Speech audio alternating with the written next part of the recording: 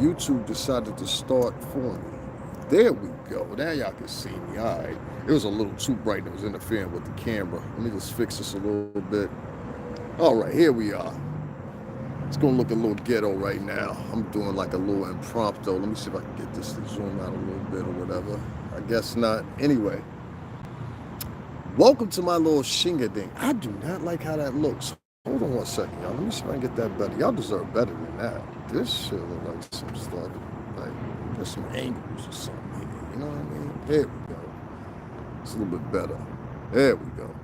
All right, so y'all gonna have to pardon me the way I gotta hold the camera, but I had to do the setup like this because I didn't bring the right freaking handheld out with me or whatever. So let me tell you a couple of things. First of all, I am so ecstatic for having now 10.1K followers. I had 10,000 last night. I didn't even actually realize it went up 1,000 more. So shout out to everybody that's new, that's following me. Thank you very much. If you're Latino, gracias, pero mi gente, tú sabes, te claro que sí. If you are French, más bien. But one thing more importantly I want to say is this. I remember a couple of months ago, I wanted to quit. I wanted to quit so bad. Oh my God, I wanted to quit YouTube. And I didn't. And I want to tell any of you guys out there that are starting a page or you're just now getting into it or whatever the case may be, don't you quit either. It's going to be them days when you don't get 100 people to even watch your channel, whatever the case may be. Don't worry about it. It's going to change. Now I got to talk about Bishop Lamont. We'll talk about all that or whatever. Listen, I don't want anybody tonight to say they don't know what a Cash App is or whatever the case may be, because I want to get that out the way right now. First things first, you can not only find the Cash App, PayPal, and GoFundMe links in the description box. That is the little section that's under the title here, okay? All you got to do is just click that upside down triangle and just click it, and everything's going to expand. And when you see more, click that and it'll expand even more.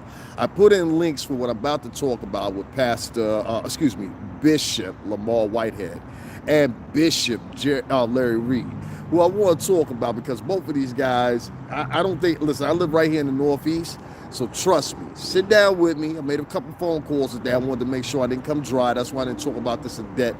Instead, I just had a whole bunch of, in depth. That's why instead I just put up a bunch of uploads for y'all to watch. But we're going to talk about it right now, right? So this is the impromptu version of my show. I'm sorry about the camera angle that you guys are getting right now. I wish it could be better, but this is what it is for tonight. I bought the wrong freaking handheld thing with me. And so this one's not as long as the other one, so it's like pause. This one's, don't catch me. This one's not as sturdy as the other one. Now, that ain't right either. Anyway, y'all know what the hell I'm saying. So anyway, moving on. Also in that description box is something else new, and that's Amazon wish list. So if you guys don't want to donate, please purchase something off the Amazon wish list. I will receive it, okay? So it'll come right to my address or whatever the case may be. So y'all can do that as an added, you know what I mean, added little feature. We're going to have some more things coming up too. A lot of these things I got to figure out how to work. I got to figure out how to integrate them exactly with YouTube. I got a clothing line right now that I want to launch so bad, Gustavo, and I haven't been able to do that because I can't figure out how to work certain mechanisms. I like to work the shit out on my own, so that's what I would do. So all that, plus the links to all the things that have transgressed, I think I've covered it pretty good with Lamar Whitehead and Larry Reed, plus what happened with this guy. Now, if you're not familiar, and all the links are right there behind that, so make sure y'all go to that description box and pick it out. And if you have Cash App, make sure you hit up $STRINGERBELL80. Make no mistake about it. We had to celebrate tonight. I have reached 10K subscribers, so I'm happy about that. Now, let's talk about these preachers. You know, a lot of the things that I pop up and I put on my channel, a lot of people are in awe. They can't believe I said it. They ask me questions like, oh, what's the meaning of this or whatever. It's so you don't have to actually go looking for proof. See, I'm saving y'all the trip. Y'all don't even realize it. I'm saving you the trip, and I'm answering a lot of the questions that a lot of you have a lot of the times. And the only thing you got to do is just watch some of my uploads and correlate it with your own mind. And therefore, you'll get what I'm talking about. It ain't a mystery here. It ain't a mystery at all. But I think what the problem is instead is everybody wants to beat everybody to the story. You see, that's a very dangerous method right there. Everybody wants to beat everybody to the story, like in Spider-Man. Remember the Daily Planet. Make sure you run it. You know what I mean, or whatever. No, that was Superman. Excuse me. You know, everybody wants to beat everybody to the story. So I'm gonna tell you what I know about the story so far, and I gave it a day or so to fall back on it because I wanted to find out as much as I could and actually have something to differentiate instead of giving you a couple updates every 5 minutes. And I'm also gonna give you an update on the 17-year-old and his circumstances in New York City getting into an altercation. Him and his girlfriend getting into an altercation. And I gotta say, for all mistakes and measures, beating the brakes off one of these cops. They couldn't hold him with 2 of them. And I think they wasn't trying to hurt him, you know what I mean? But I'm going to talk about that in detail a little bit, too. Y'all pardon me and put some, what's the name, you know what I mean? So I had no ashy lips on camera.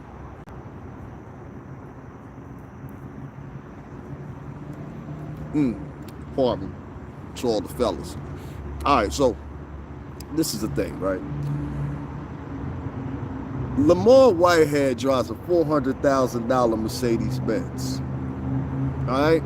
$400,000 Mercedes-Benz. Okay, I'm gonna let you. And if you know your cars, you know what range that is.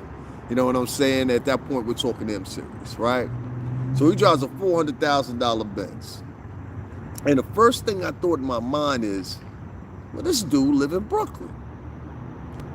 You know, it's not like he lives in Brooklyn and he's got one of his residencies in Brooklyn. No, he lives in Brooklyn. And I'm thinking to myself, who in Brooklyn will be riding around knowing all the crooks and criminals and everything else is in Brooklyn with a $400,000 car? Couldn't figure it out. I asked myself the second time, I said, who will be riding around in Brooklyn with a $400,000 Mercedes-Benz? Who? Who in their right mind? Zoot suits, Louis Vuitton, etc., etc., etc. Now, I'm not attacking this man. I don't know this man personally, anything else, nor do I want to know him personally, to be preferred. But I want to pick out one exaggeration of his that probably is going to take him on the whim of going down. See, this is a downhill cycle right now. He doesn't realize this, but that's what it is. And what I mean by a downhill cycle is, meaning this doesn't get any better. Pastor, bishop, whatever your name is. This don't get any better. What this does is get worse. And what I mean by it gets worse, Bishop Whitehead, is this. See, you set off a sequence of events and you don't even realize it. The sequence of events are going to go like this. First of all, you're offering $50,000 to anybody that can find these boys in Brooklyn, but you know nobody in Brooklyn is going to take you up on that $50,000 even if they needed it. And if they do take that $50,000, they need to move immediately because you just told on somebody in the neighborhood in Brooklyn. Now, I don't know how safe you play it, but I don't think that's too safe. Let's just say that for shorthand, huh? Now, from what I know of Brooklyn and what I've seen of Brooklyn all these years that I've been running through Brooklyn, running through Queens, running through the Bronx, while living here in Connecticut. One of the things that I know is this. Those boys don't play down there. They don't play down there. And a lot of people are muttering a lot of different things. And one of the things that pointed out to me and stuck out to me from the beginning, and I even say it, is when I saw the video of the actual pastor or bishop or whatever you want to say, Lamar Whitehead, getting robbed. And there was a couple things that stuck out to me. You know, one, we didn't get to see a clear shot of any of the people that were robbing him, but that up in the updated post that I've seen, you get a snapshot of what one of the robbers looked like. You know, at least covered up anyway, more than you had before. Before you just saw the back of their head, back of their hoodie, or whatever the case may be, and you knew somebody was there. The second thing that stuck out to me was this. In the video, there's a man, and like I said, if you haven't seen the video, just click my description box, open where it says more. Click that, and then you're going to see a whole bunch of links under there. Just go under there and check it out. What up, Annette? Now, this is the funny thing, right? In the video, you're going to see a man in the left-hand corner, in the far left-hand corner would be my left, where I'm sitting at right now, would be the pastor's right. You're going to see a man sitting in the corner. And no time, I don't know how many robberies he's been in. Maybe I'm wrong. You know what I'm saying? It's a possibility. Things happen. Maybe I'm wrong. But that man seems to not flinch a muscle. And I said, y'all make sure y'all hit that like button for me, please. I said to myself, I said, yo, this man ain't moved one time the whole time this thing was going on. And I was kind of like, you know what I mean? Like kind of shaky at that, because I know some dudes that have that much control, but at the same time, you're looking around or something. This dude just sat still. When everybody else got on the ground, like the preacher claims that he says that he told everybody to get on the ground. In the video, it kind of looks like he just got on the ground, said, okay, got down, as he should have. You know what I'm saying? His kid was there, his wife was there, there was a congregation there. You know, you don't want that to turn into something else that later on you're responsible for. You get me? So, and I mean morally, ethically, you know, all in between. So I looked at that situation. That was one thing that stuck out to me. His man's, and I'm pretty sure this had to be the deacon or somebody like that. He didn't move. And I said to myself, I said, wow, he didn't move. He wasn't scared. What kind of neighborhood you live in? You know what I'm saying? Maybe he needed Jesus. That's why he was there. Who knows? I'm just saying. It was kind of peculiar that his man in the back, I don't know if y'all saw him, he was sitting in the traditional red and wicker chair. Excuse me, I said wicker wood chair. You know, that freaking chair, I don't know how, and with the gold crests and emblems and stuff on it. I've seen that and I don't know how many churches in my lifetime. You know what I mean? Specifically Baptist churches and Catholic churches. So I said to myself, I said, yo, his man didn't move, he didn't flinch, he didn't do anything. He just kind of sat there and said, oh, there's a robbery going on. Let me sit back here in the corner. I was like, yeah, okay. Now, a couple people are sitting around, they talking about this argument that happened with Larry Reed. I had to go find out who Larry Reed was. Somebody had passed that to me. Shout out to them for sending that to me. I'm so glad when I have people that send me stuff and they be like, yo, you need to be up on this. I said, all right, I was already up on it, but I wasn't this up on it. You know what I mean? Y'all make sure y'all hit the like button as y'all coming in. So Larry Whitehead got to beefing with another vlogger / bishop / on-air personality, YouTuber, or actually Instagrammer, more primarily than anything. And he goes by the name of Bishop Larry Reed. Yeah, Bishop Larry Reed. A lot of this bishop thing being thrown around in the streets. I don't know if y'all knew or not, you know. Oh, this bishop and pastor thing go back a long way. I don't know. Oh, this bishop and pastor, it goes all the way back to the wagon trails. If y'all really want to be Christian wagon, snake oil salesmen, tree stump preachers. They had a lot of names for them. But this goes all the way back to the wagon days when the first, you know, people were coming out west or whatever the case may be. You know, they would fall back, the gold rush would fall back in Oregon, or, you know, there was no more settlements for oil or whatever the case may be. So it would create these personalities and these people, and they would take up the mantle of becoming Christians, okay? And what they would do, what they would do is they would put themselves out there. Y'all excuse me, my lips are dry. Pause. They would put out the stalemate that they were Christians, right? But at the same time, it would be a team of like 1, 2, 3, 4 of them, family, whatever the case may be. And they would hit the hills and they would sell people snake oil. One of the things that Larry Reed pointed out was one of the things that I pointed out, and I'm not trying to point Larry Reed out because he's part of the LBGT community, anything like that, but I got to say it like this. One of the things that I respect about Larry Reed was he never brought up sexuality to this guy or whatever. And if y'all haven't seen the clip, it's like I said, once again, it's in the description box, as well as my PayPal information, as well as my Amazon wish list. Make sure y'all hit those up. Also, the GoFundMe is in there. Also, as always, $ STRINGERBELL80, STRINGERBELL80. We're going to break this whole thing down, so y'all stay rocking with me. Like I said, I apologize again for the view right now. The reason it's like that because I left the other handheld little dolly thing that I have to usually hold this, and this is not strong enough to hold on its own, so I have to hold it. So y'all respect the fact that I'm holding this as I'm talking to y'all. He came up on something that stuck out to me when he said that the pastor was running around saying the F word. And y'all know what I mean by that, you know, a loose cigarette. He said that the guy was running around saying that prior to him now being put out there, whatever. And I want to say to Pastor Whitehead, you really need to calm down. You know, this guy subsequently made over 7 videos or whatever the case may be, and I saw the location of which his church was actually at. This place wasn't a safe place to have a church. And he claimed that he owned the whole building. He was in control of the whole block. The argument was crazy. Pastor showed his hood side. Yeah, Pastor came out and showed something different, which I was pointing to and I was going to get to, but we'll take the fast way there since Annette already brought it up. One of the things that stuck out to me was how quick he was to acquiesce his personality. See, this is why I always encourage y'all to say to y'all all the time. I worked in the music business for 17 years. I never one time changed my personality. I was around multi-millionaires. Some of them are billionaires now. Some of them, as y'all know, I still talk to this day. And I can tell you the whole 17 years I was in the music business, I never changed my personality. You can ask anybody that. And I earned a nickname, professional. And I went to city after city, even if I even say it's only your personality. So if you come out acting like one person, what I'm getting at, and you actually another motherfucker, or what happens is, I'm sorry, if you're a new viewer, I curse, all right? I'm from the Northeast, that's what we do sometimes. If you get a guy like this that claims he had $1 million worth of jewels stolen from him, right?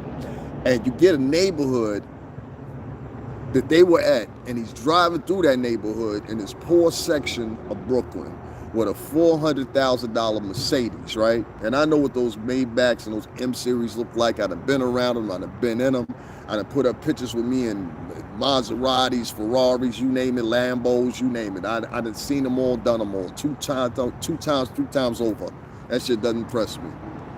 People that do that are people that are trying to prove something to somebody. And that's what that girl, and that's what the pastor said in that video.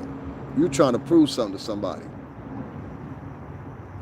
Ain't no way you got $1 million worth of jewelry on, and you had people. That place was meant to be originally some type of hair salon or something like that, and they just rented the space. You know what I'm saying? There's a lot of desperate people right there that want people to fill up space or whatever, and the buildings and everything that's been dilapidated since the pandemic and after the pandemic. Y'all make sure to hit up Cashapp, $STRINGERBELL80. Make no mistake about it, this is the donation drive. We're celebrating me reaching 10K subscribers, actually 10.1. I gained another 1,000. But 10.1 subscribers, I'm real happy about that. Like I say, you know, if you saw the below link that I put up, I actually put that in the description box too. I repeatedly have Google congratulating me on something that I've, you know what I mean? So throw a little support. If Google and YouTube are telling me, yo, you're doing a hell of a job, you're working hard or whatever, you understand what I'm saying? That I think I should get that same support or whatever. And like I said, I don't always go live anymore because there's been times that I've spent a lot of time on here and I feel like I've been recompensated. I've given out good advice. I've had people come on here and say I give out good advice, things like that. They like what I'm talking about, my subject matters, etc. You know? So $STRINGERBELL80 also is in the title of this live. It's literally in the title. So you can click off, come back on. If you got $1 million worth of jewels, and the reason I made that correlation with snake oil salesmen, etc., was because of this. Just like back in the wagon days, when you had the snake oil salesmen and you had the tree stump preachers, you had this brand of them that actually were noble, if you really want to say. They got enough money to survive, and then they got into something else. They get into cattle raising and rustling or whatever later on. You know, they wouldn't stay in the profession necessarily of being tree stump salesmen. It was a come up, so to say, for these individuals. Once they made the money they needed, y'all follow me now. Once they made the money they needed, a lot of them, if not the high majority of them, got out of the business because they knew the sheriffs and everybody else would be looking for them, right? Follow along with me. Pay attention. Pay attention.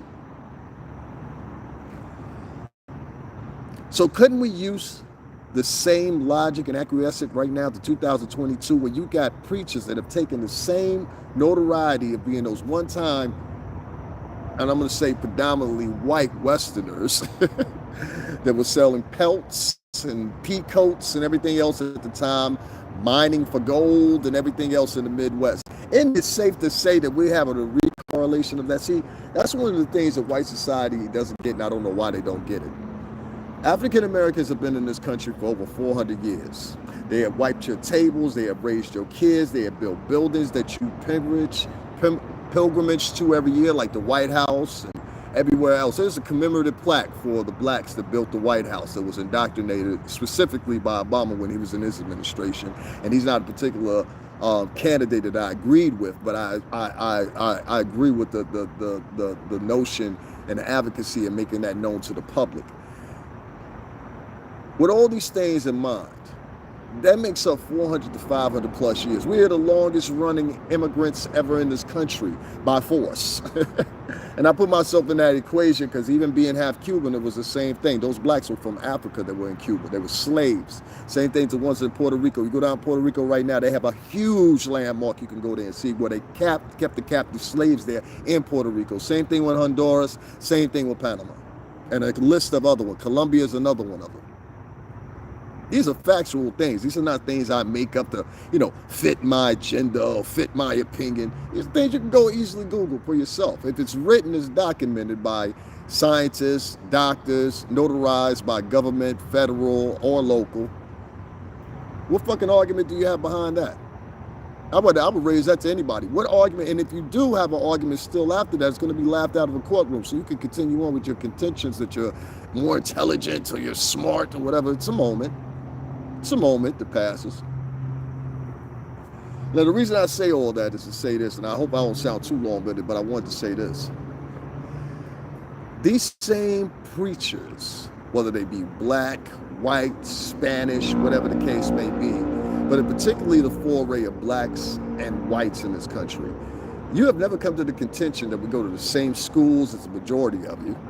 We work the same jobs right beside you.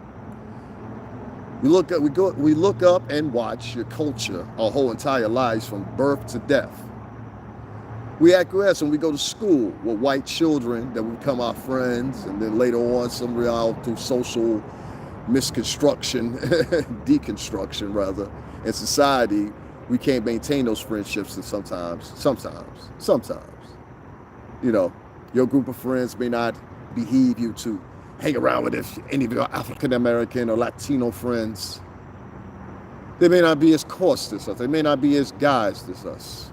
They may not be as crisp as us. They may not be as tiered, opulent, poised, obnoxious.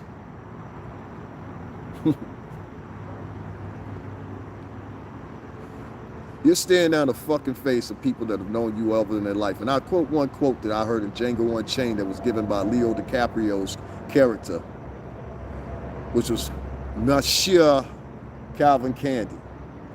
He said, all my life I've grown up watching black faces. Every day of my life I've grown up watching nothing but black faces. See, a lot of times I think I just chastise one person or whatever because I hear what I say. Nah, I do this on a regular. Because the same way there's a lot of shit that blacks and Latins need to clear up in their mind mentally, there's damn sure a lot of shit that whites need to clear up in their mind literally. How do you give an excuse to somebody going up into a grocery store in upstate Buffalo, New York, and shooting up the grocery store, and particularly targeting out black people, and you don't say anything about it other than, that's a damn shame. Let's grieve for 10 minutes and not talk about it nationally anymore after this. It's embarrassing. It's city of Buffalo. Y'all know she ain't hear no more about that? Now back to the premise here, these preachers are lining their pockets, have been lining their pockets, will continue to line their pockets. I have told y'all there are some online preachers right here on YouTube that do the same thing. People have come on here and chastised me for having my little donation drops. At least I only do it once a week. At least I have some notoriety and I offer a product and I offer my petite as far as I know, and I deliver something. How many of y'all went to church? Make sure y'all hit that like button for me. How many of y'all went to church on Sunday, right? Particularly if you're black and Latino. Y'all think this only goes on in black churches because that's all you're familiar with. Some of y'all only think this goes on in Catholic Latin churches because that's all you're familiar with. Some of y'all think this only goes on in white churches that are Christian or Catholic because that's all you're familiar with. No, this goes on in every church. A $400,000 Mercedes-Benz, $1 million in jewelry, other assets that include property. This man on paper is at least worth, at a fiscal scale, this man is at least worth $10 million. At least $10 to $8 million. I'm talking about Pastor Lamar Whitehead.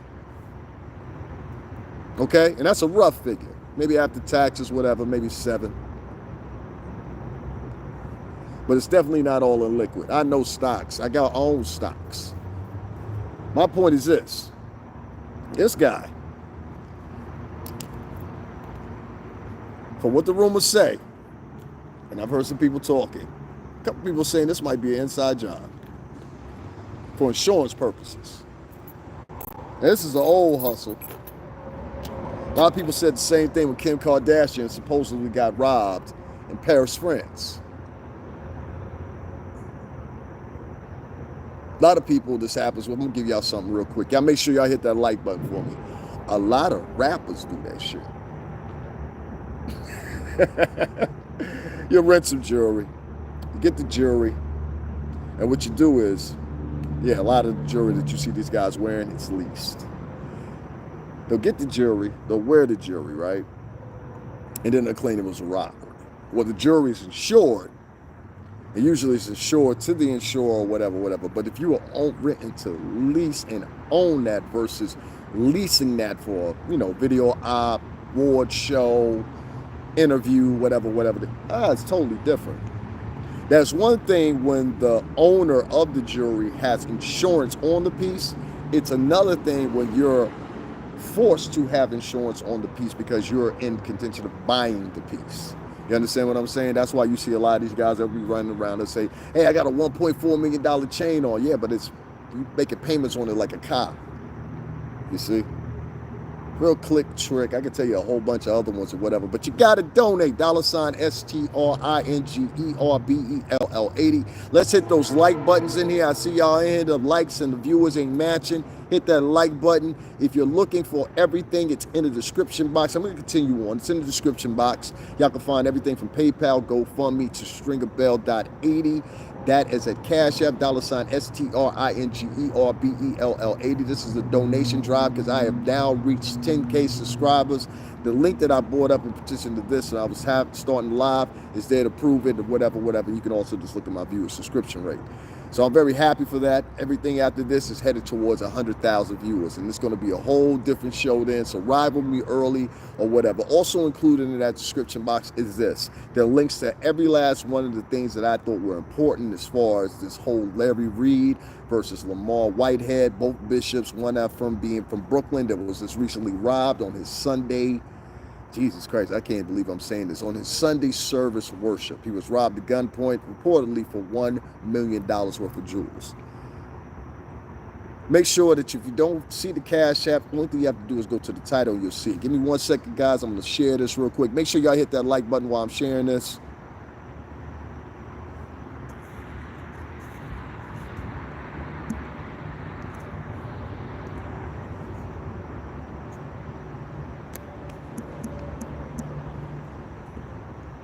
Shit. Come on.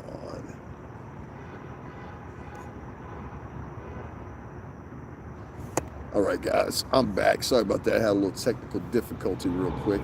I'm trying to keep the light on for you guys, and trust me, the batteries are good. And I got a second pack. I'm trying to keep the light on for you guys so you can see me. The way it fits around this thing is like, it's weird at this angle. I don't know how to explain that. But anyway, make sure you hit all that stuff up or whatever. This is a donation drive, so that's what we're doing here. Make sure y'all hit that like button. Now back to Lamar Whitehead, and Larry Reed. Larry Reed said some interesting points and pointers or whatever, and regardless of his sexual orientation or his co-host, I want to go through what happened over there. Now, Larry Reed, you earned that tongue lashing. You earned that. I'm going to put it like that, tongue lashing. You earned that. And I'm going to tell you why you earned that. Because I watched the clip right after. You had been done maybe 4 minutes prior to that, right? The live had been done like 4 minutes prior to that. So I watched it, and I was looking at it, and I was like, And they spent a good 30 minutes. You know what I mean? It felt like it anyway. Good 30 minutes just making jokes, talking about it looked like he had tax in the background or whatever for, the church or whatever. They were questioning if he had $50,000 to add to, because right now he's offering a reward of $50,000, Lamar Whitehead is, Bishop Lamar Whitehead, for the capture of these gentlemen or whatever. I ain't helping out in that shit. Y'all do what y'all want to do. I ain't helping out in that. You know what I'm saying? But he's offering $50,000 for that right now. And one of the other cute things that acquired to me was this. Not only is he offering $50,000, but you got robbed for $1 million worth of jewels, and the next thing you do is you offer $50,000 to the streets. And if you know the streets of Brooklyn, you know $50,000. Oh my God, that can be a savior right there to some people. You know what I mean? That can mean, you know, finally leaving the area if they wanted to leave. You know, it could mean a lot of things. It really could for somebody that lives in Brooklyn. Some people can correlate with that. Some people aren't. You know, that goes for somebody that probably lived in Chicago, you know, Compton, California, you know, the rougher places, Miami, Florida. Yeah, believe it or not. I'm talking about Miami. I ain't talking about South Beach. Everybody, when they go to Miami, they be like, yeah, I went to South Beach. That's in my blood, man, you know? Anyway, there's a lot of things that Larry Reid said that stuck out to me. Another thing that stuck out to me was this. Just recently today, he said, this is not the first person that I've known that Bishop Lamar Whitehead has duped wrong financially. I said, whoa, not the first person. What does this you say? Not the first person. So, man, that means prior to this, you had duped some other people. Now, I'm just saying allegedly.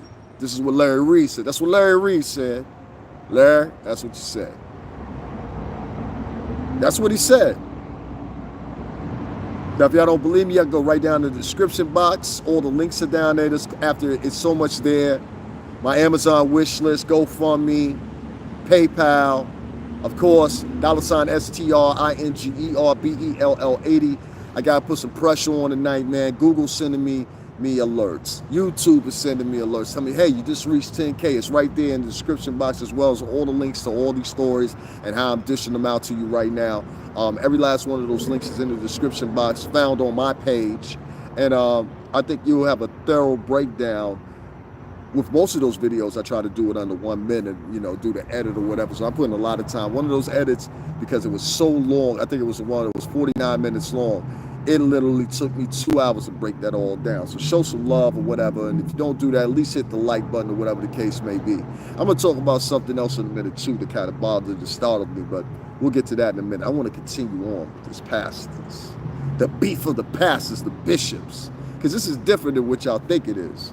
This is all about money, status, and being seen. And I ain't never seen no preachers do this since the days of all these crooked preachers that they once had that walked around. You know, I can save you. Put your salvation in me. These preachers have been around for a long time, and they've all had the same guides as tax exemption, living big, black, white, Spanish, doesn't matter. They've all been here. They've all been recycled over and over and over and over. If not since the 20s, 30s, if not before then, for almost 100 years plus in the culture. I'm talking about the same hustle. These guys come in, they take money, they collect money, whatever the case may be, and they never distribute it evenly around the people. You'll never see them distributed evenly around the people. Never. It's not in their best interest to do so.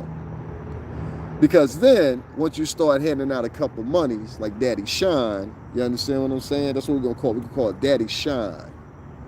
When you start handing out a couple dollars like Big Daddy Shine, and it can be seen, it can be traced, oh, you got a whole different thing on your problem. Then now you got the IRS coming in.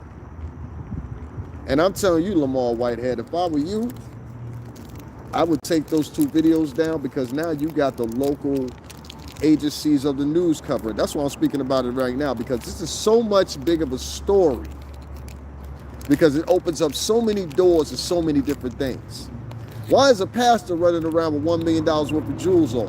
Why is a pastor asking his congregation to buy him a $63 million private jet? Creflo Dollar.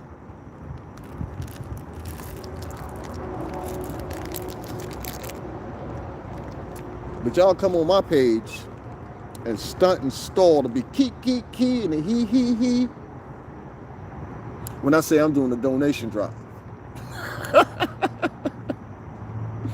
Y'all figure that out for me. They won't even hit the like button here because, see, there's a particular brand. I'm going to tell you how the fans, the congregation, and everybody else. It's a particular brand of people that look for salvation. It's a particular brand of people that look for somebody to save them. It's a particular brand of people that are so down in the dumps that anything that sounds good and resonates to them as something that rings from them from their childhood, from some utopia that's made up, as far as what Negro spirituality should be, and it's the same thing in Latin culture too. It's so fucking crazy. The thing is, you're looking for salvation via man has led a lot of y'all to this point of spirituality that's dangerous. It's dangerous. The Druids, the Celtics, and many others. Even if you go back to the Roman periods and the Egyptians, they all worship multiple deities. Even in the Bible, it says, do not worship idols. But all these men seem to want to be worshipped.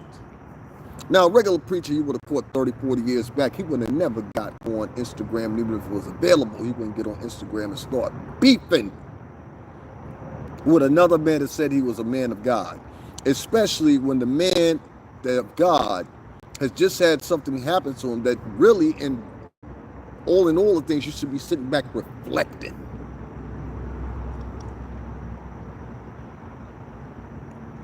Why did this happen to me? You said somebody pointed a gun at your 8-month-old baby head. That's what you said, Pastor Lamar Whitehead.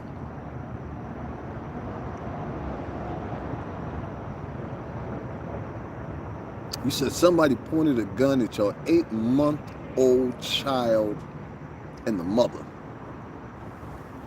The woman I'm presuming you love.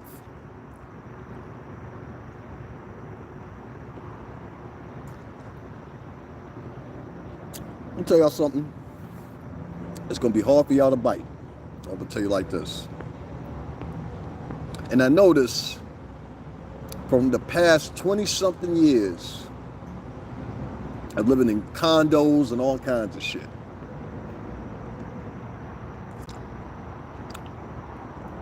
You never want to front and stunt. Please don't take this wrong. You never want to front and stunt around people that don't have it. Because all they can envision in their mind is what they would do if they had it. That make any sense to y'all? You cannot front and stunt in front of people that don't have it. Because when they look at you and you have it, the only thing they come up and they realize in their mind what they would be doing if they had it. Now, that's what the majority of people. That has no color line. That preordains a many of different things. Race, culture, gender, everything. Pastor, if we take one scenario, and I'm going to break down 2 to 3 scenarios. But we take one scenario, right? Let's take the first scenario. If we take the first scenario, right, we break it down, and we say to ourselves this. Say he really did get robbed. And it wasn't a stunt, it wasn't a front, it wasn't a setup, it wasn't a lineup. You know, it was a lineup, excuse me. And it wasn't a con that's going on in front of our eyes and we just don't peep it. Let's say he really did get robbed, right? Do you know how lucky you are? Not just for yourself, but for your family. For those people that were in there. There were kids in that church. Anybody point that out? Anybody say anything about that on YouTube? All this damn gossiping y'all be doing. Did anybody point out that there was kids in that church? Not just that 8-month-old baby that was Pastor Whitehead's, Bishop Whitehead's. There were kids in that church. Now, I don't have nothing to say about the young man that did it because I don't know him. But I know one thing else that Larry Reed said. Y'all thought I was going to come from the position. Oh, Lord, yo, Larry Reed said, no, I'm not coming to that position. I'm not here to bash Larry Reed. I'm not here to bash Lamar Whitehead either.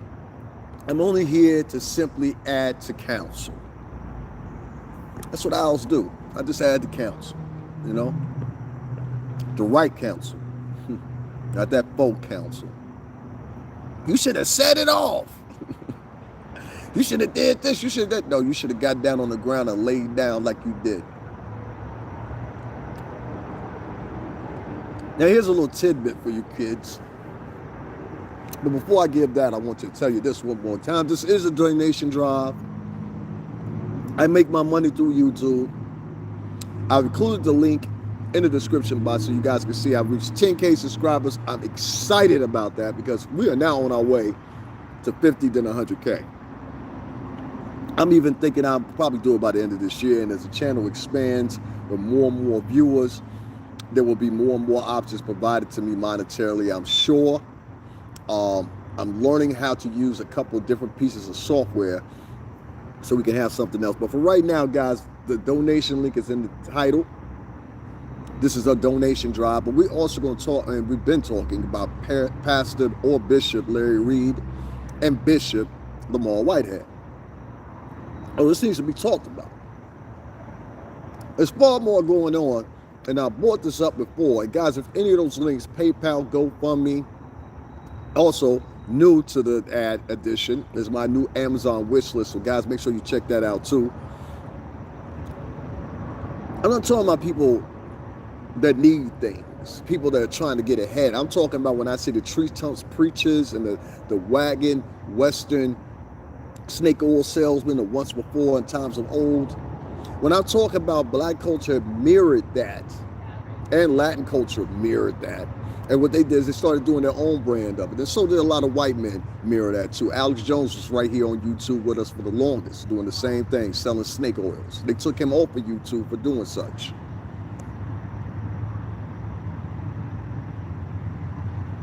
The snake oil salesman is a long, old paradigm that's existed for a long time. These pastors and preachers don't have the truth. The true men of the Lord will be on the streets telling their true heritage. I want to tap in on that comment. When we talk about Jesus Christ, right? I don't know what your belief system is or whatever the case may be. Baby Lane Stanfield. Baby Lane, that's from Harlem. That's Harlem. Baby Lane. Anyway, one of the things that sticks out to me, and I want to repeat a comment again in case you guys couldn't hear. These pastors and preachers don't have the truth. The true men of the Lord will be on the streets telling of the heritage. Jesus and his disciples were poor men. And Jesus and his disciples, depending on whichever religion is, or Yahweh, or Allah, whoever you believe in, right? The Torah. Make no condition about it. In all three of those books, you had men that were not of opulence, meaning they weren't rich. And these men tended to, helped, fed the poor. And they were poor men themselves. I'll say one more time. The true prophets, just like Baby Lane said right in here, were poor men. All throughout history.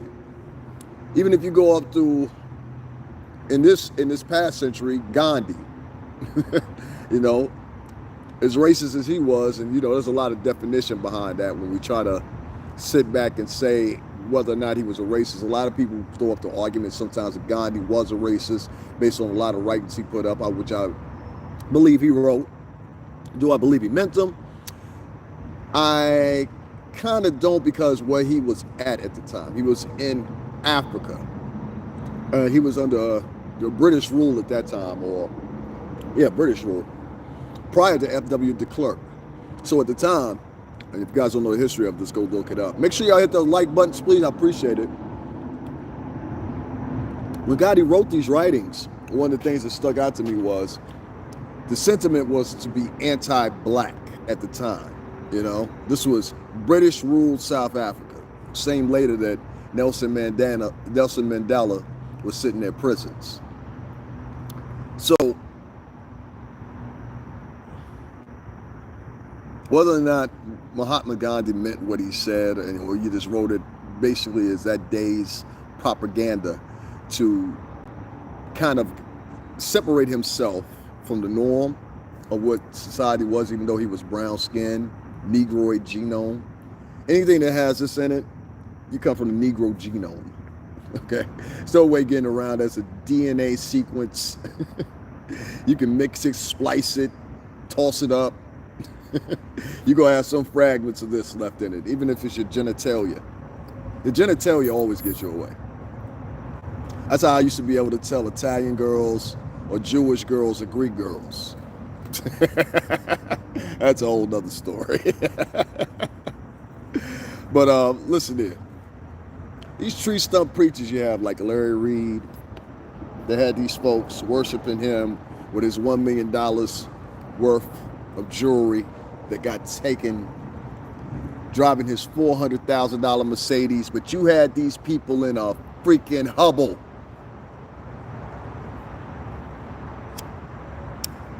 Talking about you own the block. That's what you said to that little girl. And I'm gonna get into what else you said about her too, because I didn't really particularly have a problem with it because y'all were joking and laughing at the dude prior to it.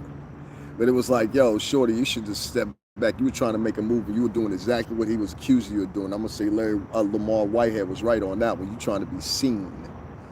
You trying to be seen. So I watch stuff and then I watch it back again. Most people, they won't even watch what they're uploading before they upload it. Or they'll just take the clip and upload the whole thing. You do that when you're first beginning YouTube or whatever. After that, you're supposed to put in some effort and toss it up, slice it up, splice it up. You know what I mean? Let people know what it really is. Pick out those true moments. You know, I ain't gonna give you too much because, you know what I mean? You know what I'm saying? You gotta pay for that. But let me tell y'all this. This man, if y'all would have seen what his spot was, if y'all know the neighborhoods of Brooklyn, where he said, excuse me, if y'all know the neighborhoods of Brooklyn, I just inhaled some smoke the wrong way. If y'all know the neighborhoods of Brooklyn where this church is located at, there will be no disagreement whatsoever, okay? There will be no disagreement whatsoever. Too fast, too furious. There will be no disagreement whatsoever that this is a dangerous neighborhood. Now, I'm not saying that Brooklyn's a bad place particularly, and I'm not saying people in Brooklyn are bad particularly. I hang out in Brooklyn sometimes, have hung out in Brooklyn. Had great times in Brooklyn in different parts of Brooklyn. Shout out to Euclid, shout out to Gates, shout out to Sumner, shout out to Marcy. I done stomped through all of them. Got friends over there to this day. You know what I'm saying, that I connect with and talk to. Well, make no mistake about it, ain't too many of the highlighted housing projects in New York City, and I'm not from the housing projects, but ain't been too many of them I haven't been through and can share a story or two, or why I was over there, or many times it'd be highlighted with some stars and their heritage over there. That's a fact. Now, when I say that, I say this. Not only did you have these people cramped into this one space, which I'm sure didn't have a back way out of, it's one way in, one way out. That's usually how these spaces that they lease like that are small like that, and this is a small space. All they gotta do is go to the description box, click the link in the description box, and what you will find is a multitude of 5 different videos that I've chiced and diced or whatever to your conveyance, so you guys can see what's really going on. You'll actually see the spot there, and you'll understand what I mean by this was a small spot to be having a church. Larry Reed was right. It's a small spot to be having a church. I mapped it. This is a small spot to be having a church. It was a hair salon there prior. That's what they say. That's what they say. And they had one of them little mini shutdown gates. Y'all from New York and the tri-state know what I'm talking about. They had that little mini shutdown gate. It's a large shutdown gate that's steel, and there's that little one. That little one go. Sound like a cheap garage door closer. And he called that the church, wearing $1 million worth of jewelry. And y'all helped put him there. That's what I'm trying to explain to you. You should, the people y'all should be supporting monetarily, y'all don't trust them. And then the people y'all do support monetarily, y'all get full trust in them. And this is how a man can get to the point where he's driving a $400,000 Benz. This is where a man can get to the point that he's buying $2,500 LV jackets. This is the reason why somebody like Creflo Dollar can ask for $63 million to buy him a private jet. And y'all never blink a fucking eye at it. But you all claim how intelligent and educated many of you are, but are making the most weird or divisive decision-making basis I've ever seen in my freaking life. And it's all really happened at this point, and it's all for one thing. Everybody wants a title of being idolized. Everybody ain't deemed to be idolized. You ever think about that? Let me get some people in here. Give me 1 second. I'm going to share this again. We got to get some people in here that got some money in their pocket and can donate. We are not playing.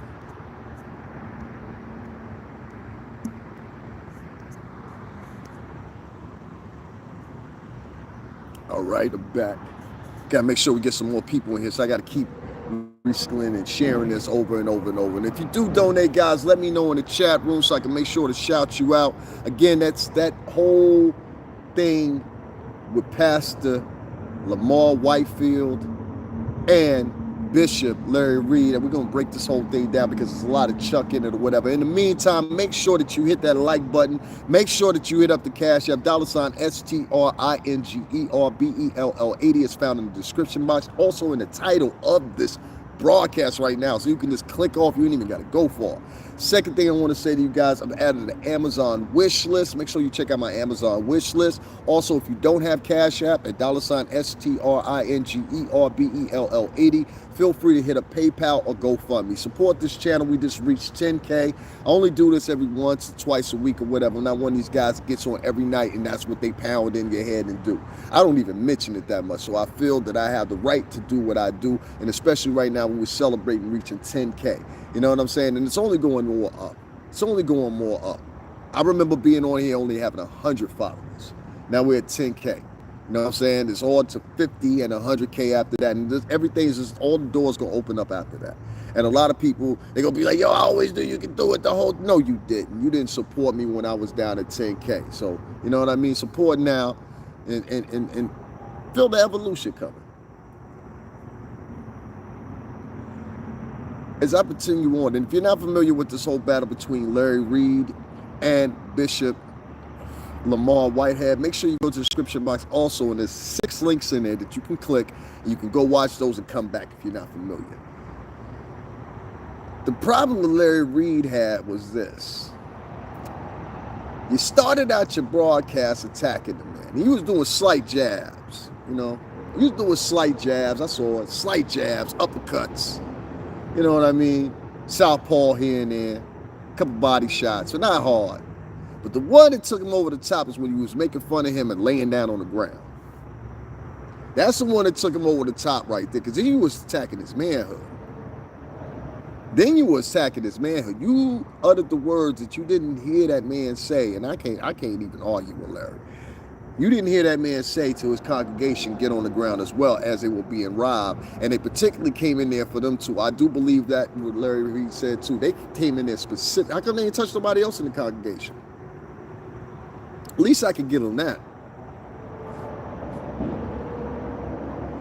How come they didn't touch nobody else in the congregation?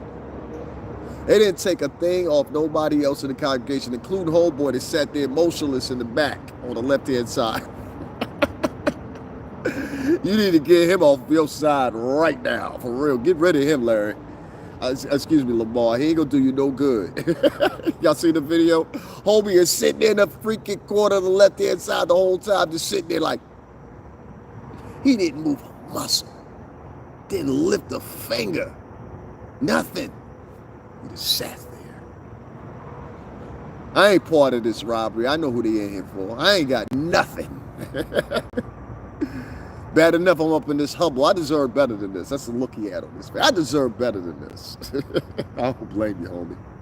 I don't blame you. People think that people like living around criminals because a race.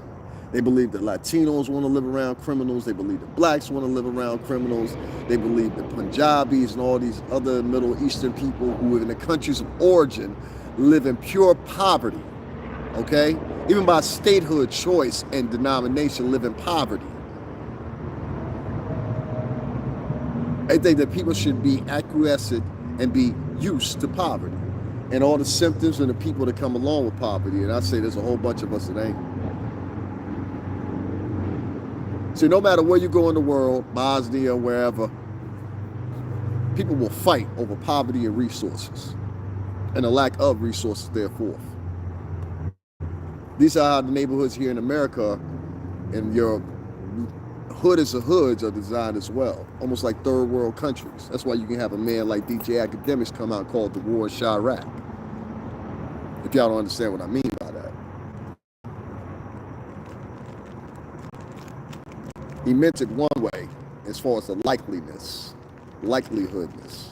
But in reality, it was an insult as well. I can't let you off the hook with that one, Academics. But time moves on. Time moves on.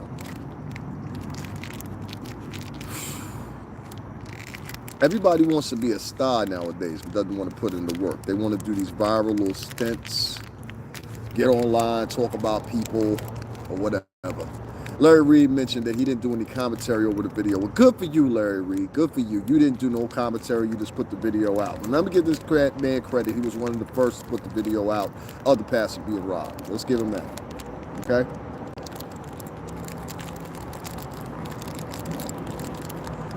Because without that video, we wouldn't have nothing to talk about now, would we? Let me see if this will work. You get kind of bored holding that. Yeah, that works. We wouldn't have a story to talk about in the first place, right, guys? So, Larry Reed, at the same time, you're an online personality. You're calling yourself a bishop. You talk about people. That ain't gonna work. The Bible strongly talks and prophesies against gossiping. You can read that right in the Bible. Right now, Google what the Bible says about gossiping. And that's what Larry Reed did. He jumped online and started gossiping. He made fun of, shamed. That's also in the Bible. That's a sin. What did I say something wrong? Did I say something wrong? It's a sin. So the same sin that you're poisoning, you're saying that Bishop Lamar Whitehead did, you also committed. That time is called hypocrisy, my friend. Hypocrisy. And it should show, but because the premium audience of these people believe, because of all the gossiping that goes on, the premium people that consume this type of material, they're lost in that. Now this makes 3 preachers in almost a week. 3 preachers, and I'm gonna keep going in on them. I'm gonna keep following them, keep finding out what's going on. There are a lot of individuals that are out here that are in the culture. You had your feed. I want to point out to you what I mean by that. And I said this the same thing about Umar Johnson. I'll say this the same about a lot of these prophets out here. These visionaries, these entrepreneurs, which is a very exaggerated word nowadays. Very exaggerated. Watch people to use words like watch for people to use words like this. I'm an entrepreneur. Watch for that word. People that use the word healing. Watch that word. That word is related to witchcraft. Trust me on this one. Healing was mixed in with the terminology of conjuring. You understand what I'm saying? You would go to a healer and they would conjure. This is witchcraft. That's not shamans and witches and warlocks. That's what that terminology. I don't know if y'all knew that or not, but I'm here to tell you that's where it comes from. And tú sabes, no creo en la gente la cubano, Santería, tú sabes, no, Vadu. This is where those terms come from, healing. It also goes all the way back to the healing. It's a terminology that's has its basis within holistic healing. And that's what most of the people that spew that terminology, healing, like they'll use the terminology like this. I hope she's healing inside. I hope he's healing inside. I hope they take time to start healing inside. That's why I say a lot of times people will repeat words that they don't even really know the true meaning of. I forgot what the word is that I'm looking for. Jesus Christ, I can't think of the word I'm looking for, but it's the root of the word. Somebody knows what I'm talking about. Put it in the script. Put it in the chat. Etymology of the word. They don't know how to decipher it and actually know what they're talking about. And a lot of the talking points that they have are based on old world religion, old world talk, old world beliefs. And they just use them loosely because they think they're popular. So you had a lot of people that watch this footage and they're more so amused, not by particularly what's going on and the man being robbed. They're more so amused by the drama behind it. And I know because I've seen the views. Y'all have now become calm by watching two preachers fight. It has now become normal for two preachers, two men of God, two men of color, to have their own podcast and argue with each other while doing their podcast. Are y'all not peeping this? Y'all make sure y'all hit that like button for me. Hit that like button for me, man. Let's talk.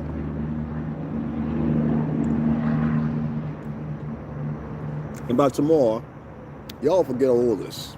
That's the funny thing about it. Ain't nobody gonna remember this. You don't remember it for the next 2 to 3 days. When I was in college, they called it the 10-day nation. That means every 10 days, there'll be a new headline story.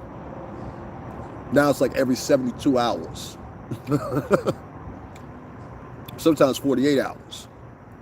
Mostly between 48, 24, 48, 72 hours. Based on that alone, you now have people that use every opportunity they possibly have when something goes viral, or something gets a few views. They sit back and they try to milk off of it. You know what I'm saying? But they milk off of it in the wrong way. Pastor Whitehead, Lamar Whitehead, the actual preacher that was robbed, one of his biggest problems is he likes to talk too much. And now they're going to start putting in correlation something else. You were next to Mayor Adams. Mayor Adams was your mentor. See, if many of y'all don't know, Lamar Whitehead did 5 years in prison for some type of fraud. I mean, I'm not shaming him. I did time. You know what I mean? I'm not shaming him. But what I'm saying is, you got to be very careful when you got $1 million worth of jewels on, you're driving a $400,000 Mercedes, you got properties that you own, you claim you own the majority of the block, which I can't argue with you. You're probably worth in the excess of anywhere to $10 to $12 million. And you got all this from donations in the church.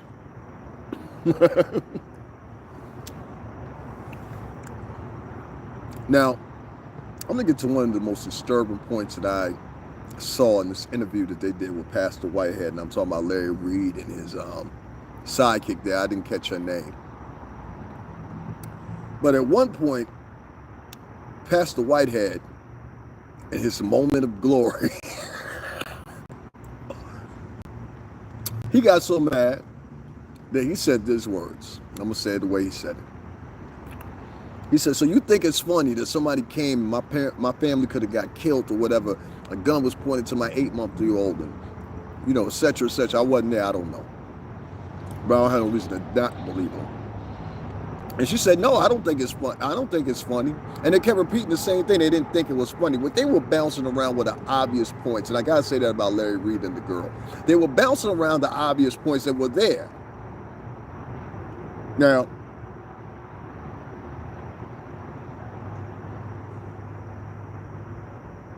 yeah, I'm going to say at least 5 of the major publications that we have: CNN, NBC, Pix 11, CBS. They've all reported on the story now. How come you ain't beefing with them? How come you ain't did a, because they've said what they wanted to say about you, and some of them are raising an eyebrow at you. What those people are saying right now, something ain't right here. And I think what's going to happen is, as the mayor's name comes up, as your attachment to the mayor comes up, as the mayor being your former mentor, still close with you to this day, what's going to come up sooner or later, is they're going to start to question the validity of your business practices. Now, give me 1 second. I'm going to share this. We're going to get some people in here that could donate. Guys, while I'm going, in 2 seconds, make sure you hit up the Cash App, $STRINGERBELL80. It's in the actual description of the title of this video. So make sure you hit that up. Also, if you can't find that, go down to the description box. You can also find GoFundMe, PayPal, Amazon wishlist, a link to all the videos that I chopped up and edited about all the stuff that I'm talking about right now. Get yourself freshened up and fixed, whatever, real quick. And come on back. We're not ending anytime soon. We're on an hour walk right now. Make sure you hit up the Cash App. This is a donation drive, as listed in the title. We're celebrating reaching 10K. Make sure you celebrate with me. Make sure you support the channel, support me. We're getting new equipment and a whole bunch of other things we're saving up for. So make sure you donate to this channel. Appreciate you. I'll be right back.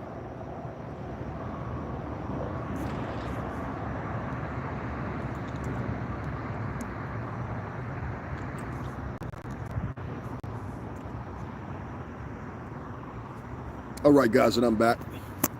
We got to get some of the folks in here with some money in their pocket.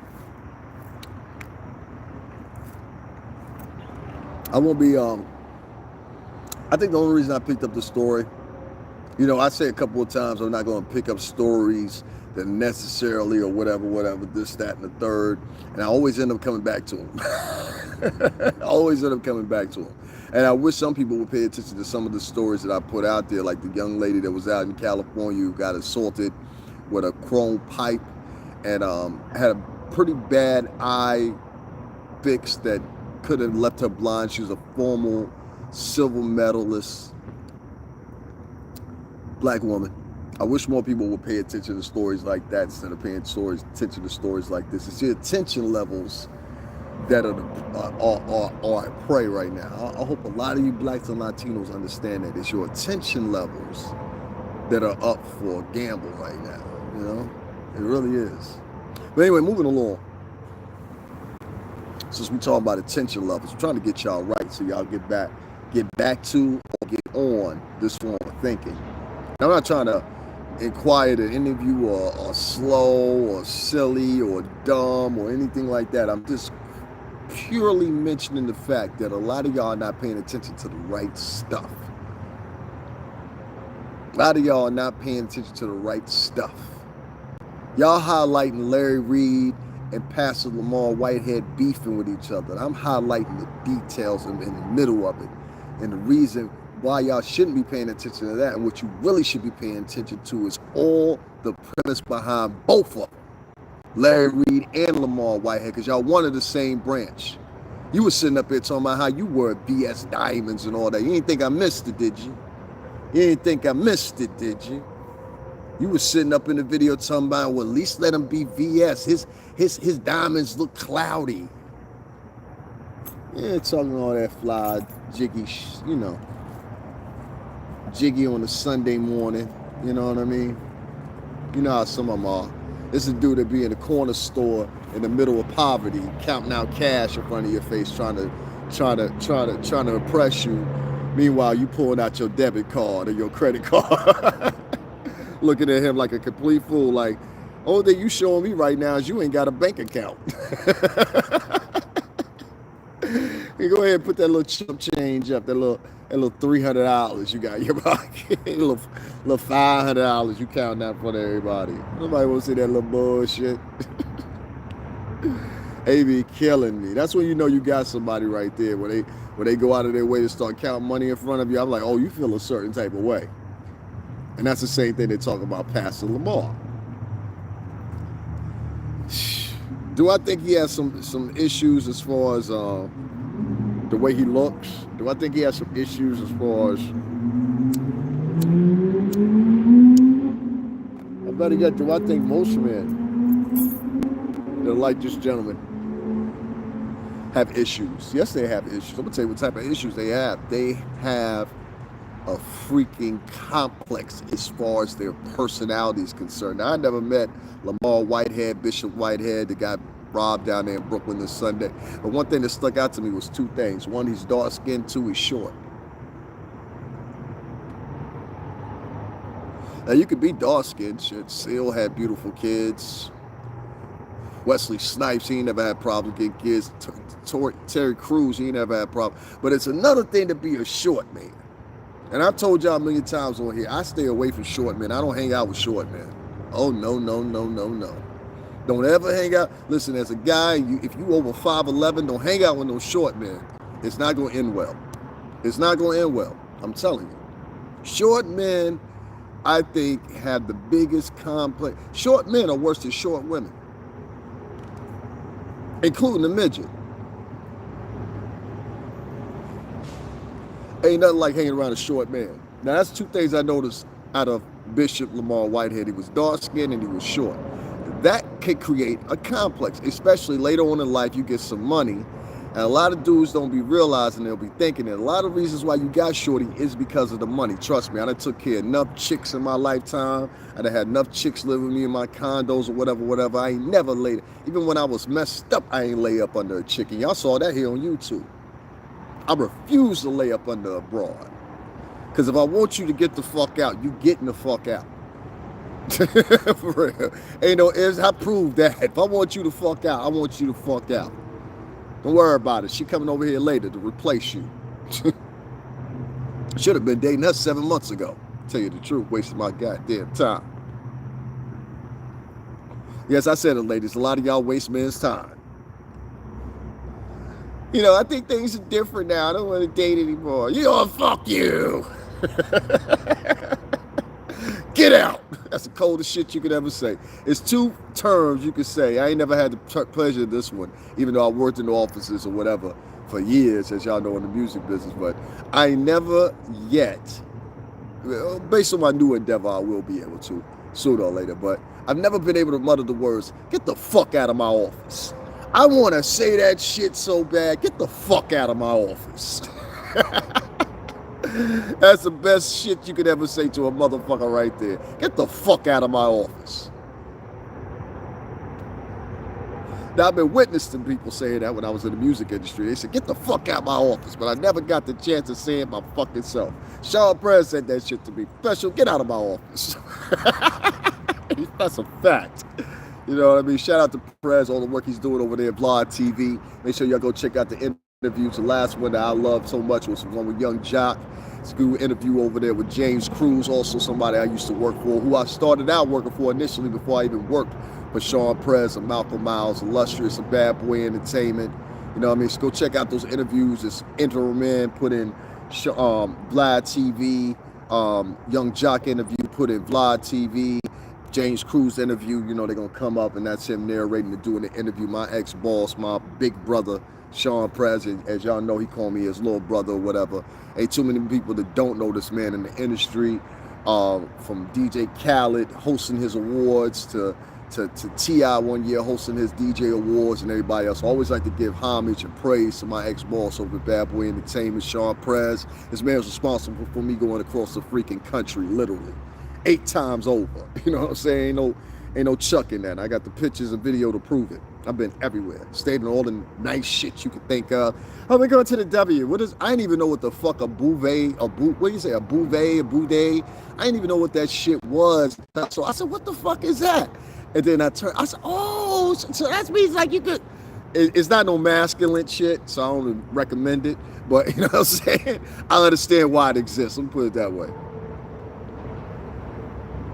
That should be a standard in the women's bathroom, a boudet, whatever. That should be a standard in a woman's bathroom. Make sure your chick comes home fucking winter fresh.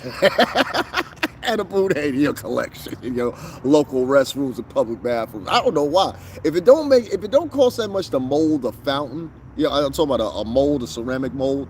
If it don't take that much to mold the fountain, then I think it could be a bouvet with the proper adjustment of plumbing and architecture as far as, I mean, excuse me, and build as far as the mold for there to be, it's what a little squirt of water comes up and washes out the tush. You know what I mean? The areas that count. You know what I'm saying? Send your woman home fresh. I'm sorry I got off there. I just had to talk about that. I had never. That was 2014. I was like, "What the fuck is this?" I was like, "Oh, okay." You can't be versed in everything. You know what I'm saying?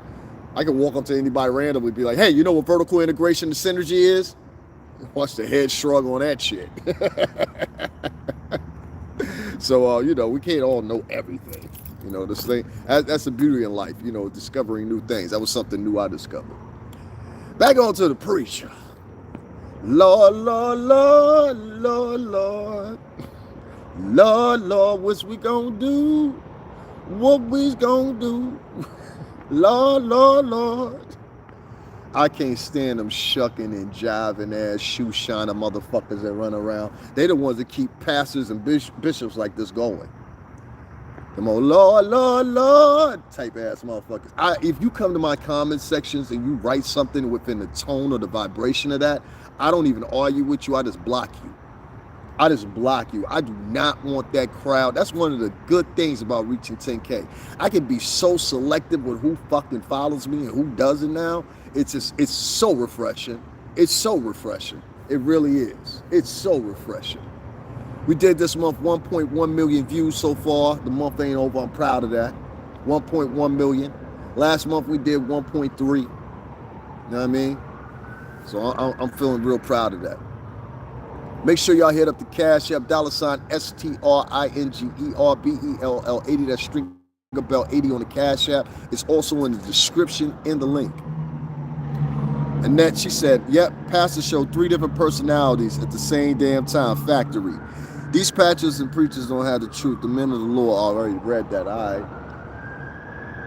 Y'all give me 1 second. I'm going to share this.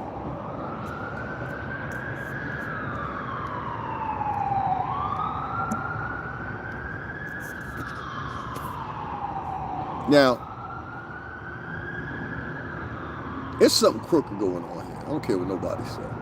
And I wasn't going to get involved in this story until I started seeing the details, and it was Larry Reed's video. I don't want to hold him in any contempt of court here, but it was Larry Reed's video that froze my spider senses, and I said, I'd already said something wasn't right. Y'all go look.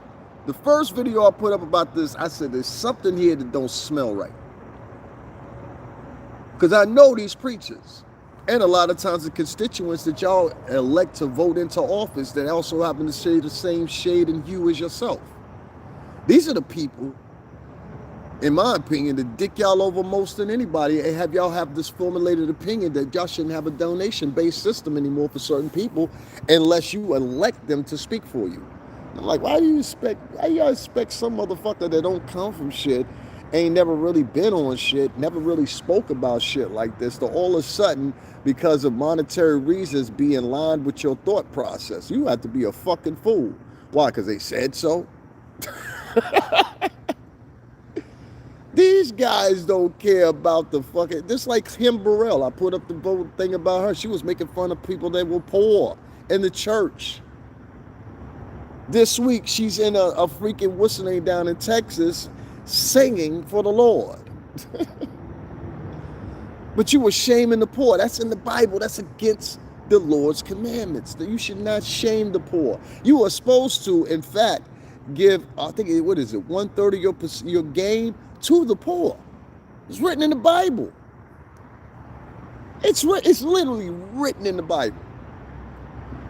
Meanwhile, you got a pastor that's got $1 million worth of change that are uninsured, get robbed during his service, and everybody, the only thing y'all can grab up out of it, evidently, is the comedy that's sued behind it. Oh Lord, you see what happened? I'm trying to tell you, It sounds like in that somebody was in on it, and I'm trying to figure out who it was. And if I had to make a guess, the thing I'm going to say is, because I know this from the music industry, a lot of times it's a difference between when you have something on lease from a company for the day, per se, for a video shoot, say for an interview, say for an appearance, Oscars, Grammys, something like that. It's a difference if you lease something for that particular purpose. That includes cars, property, whatever, whatever. But it's another difference if you have the intent to buy a piece. Listen, I've been responsible for taking minks down to artists, freaking jury pieces, me and a couple other people on the team. This was back when I first started. We were responsible. I think one time we took a mink to somebody, and that mink had to be worth at least $5,000 to $6,000. You know what I'm saying? If not more. You know, and if I had to guess, it was Puff buying it, so I'm going to say it was probably 10 to 15, maybe 20 grand. It's all the way down to one of them, the floor length, 3/4 length joints, you know what I mean? Official chinchilla. But I was just like, yo, these preachers addressing life and addressing themselves like gangsters. This new wave of preachers is almost no different from the new wave of comedian, the new wave of rapper, the new wave of a celebrity, which I really don't agree with. I don't like these new wave of celebrities or whatever. Not all of them, but there's a great majority of them. I think they're being propped up for the shenanigans they're doing versus the actual talent that they have. So that's why I keep pointing out the fact. This man had $1 million worth of jewelry on, but your congregation was living in sheer, utter fucking poverty. The neighborhood that the church was in was a poverty-stricken neighborhood. So if you say you own the whole block, and we saw the footage that we saw and the footage that I put in the video links, something seemed funny here. Something ain't adding up. You got $1 million worth of jewelry. You drive a $400,000 Mercedes. You probably got a net worth of anywhere from 10 to 12 million. You're tax exempt because you run a church. And you want me to feel sorry for you because you got hit for $1 million worth of change? Are you crazy? You don't go into Brooklyn with $1 million worth of chains on a Sunday morning and think everything gonna be all right. I wouldn't walk through anywhere with $1 million. And that's one thing I say about Larry Reid too. He said, listen, at least Larry was smart. He said, even when I go to Atlanta, I'll catch an Uber, I'll do this, I'll do that, I'll switch up the type of form of car we usually get, probably meaning he would downsize to something bigger. I know a lot of guys have done that. You're looking for this guy in a Ferrari, a Lambo, a Maserati, he turns around, he's got a freaking, you know, a Dodge or a Toyota, you know what I'm saying, and he's rented. He'll zoom right by, you wouldn't even notice. I know a lot of guys have done that. The key to when you get money, and I know this from working around millionaires and now billionaires, some of them, I've learned this.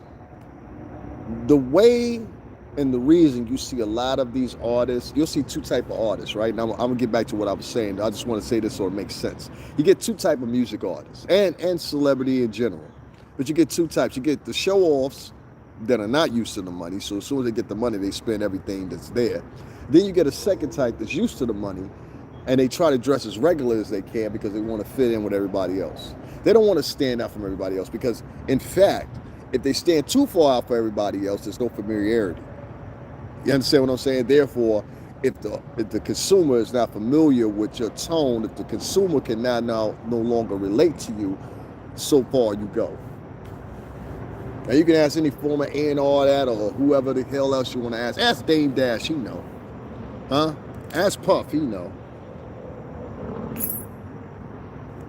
You can hit a place where you're no longer you're no longer responding with the people as you once did. And that's what happens with these preachers as well.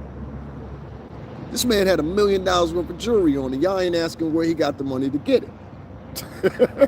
You think he got that from real estate investment? I'm a future real estate investor. I'm in the development. I'm not into picking up houses and fixing them up. It might work out. Yeah, in about 15 fucking years. Who the fuck waiting out for that in 2022?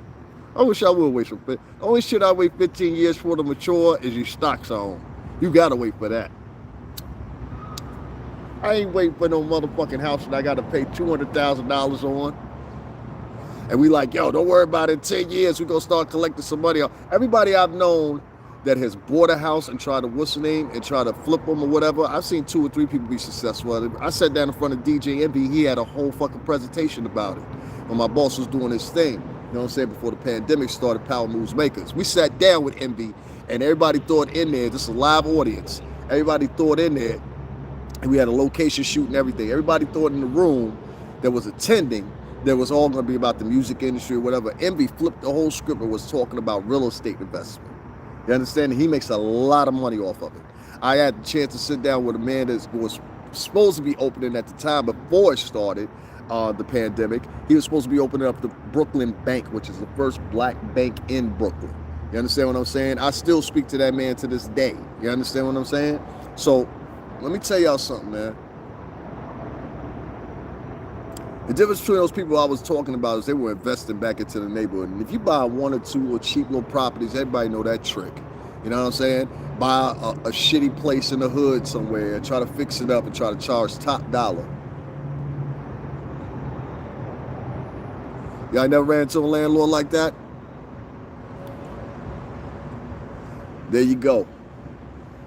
He got that money from tithes that people spend every Sunday. That's why I don't get up here like that. But fuck that, tonight I'm getting up here like that. We reached 10K, but she's so right about that. There's a difference between surviving, getting ahead, and then there's a difference between all that and taking advantage of a motherfucker. I ain't into taking advantage of a motherfucker, because if a motherfucker took advantage of me, I know how I feel. And depending on how you took advantage of me, it depends on how I respond. Log that shit in. This man down there with $1 million worth of jewelry in this poor ass neighborhood, and you asking why you got robbed. Nigga, you know why you got robbed. You say you from the streets, you should know why you got robbed. If you from the streets, you should have known better than to go in that poor ass neighborhood with $1 million worth of jewelry, driving a $400,000 car, and making everybody look at you and say, oh, that family doing good. But I ain't got nothing. That is the main modus operandi of a lot of African Americans and Latinos nowadays, to be doing better than the next African American or Latino, but they won't compete with white boys. I have spent my whole life competing with white men. I only look at white men as my competition. I have looked black men and Latin men straight in their face, and I'll be like, I don't know why you shucking and jiving with me, because you are not my competition, academically, job-wise, etc. You understand? And if the only thing you got to brag about is how many times you've been on the block, how many times you sold drugs, how you 40-something, right? Fuck it, Jay-Z.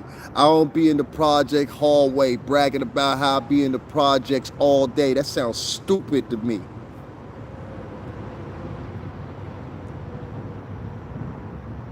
Motherfuckers 35 years old, ain't never had a fucking bank account before. You know what I'm saying?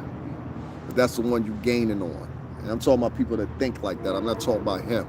I'm talking about people that think like that. This is a mentality that men carry into their 30s, 40s, 50s, and 60s that are part of the Latin black community.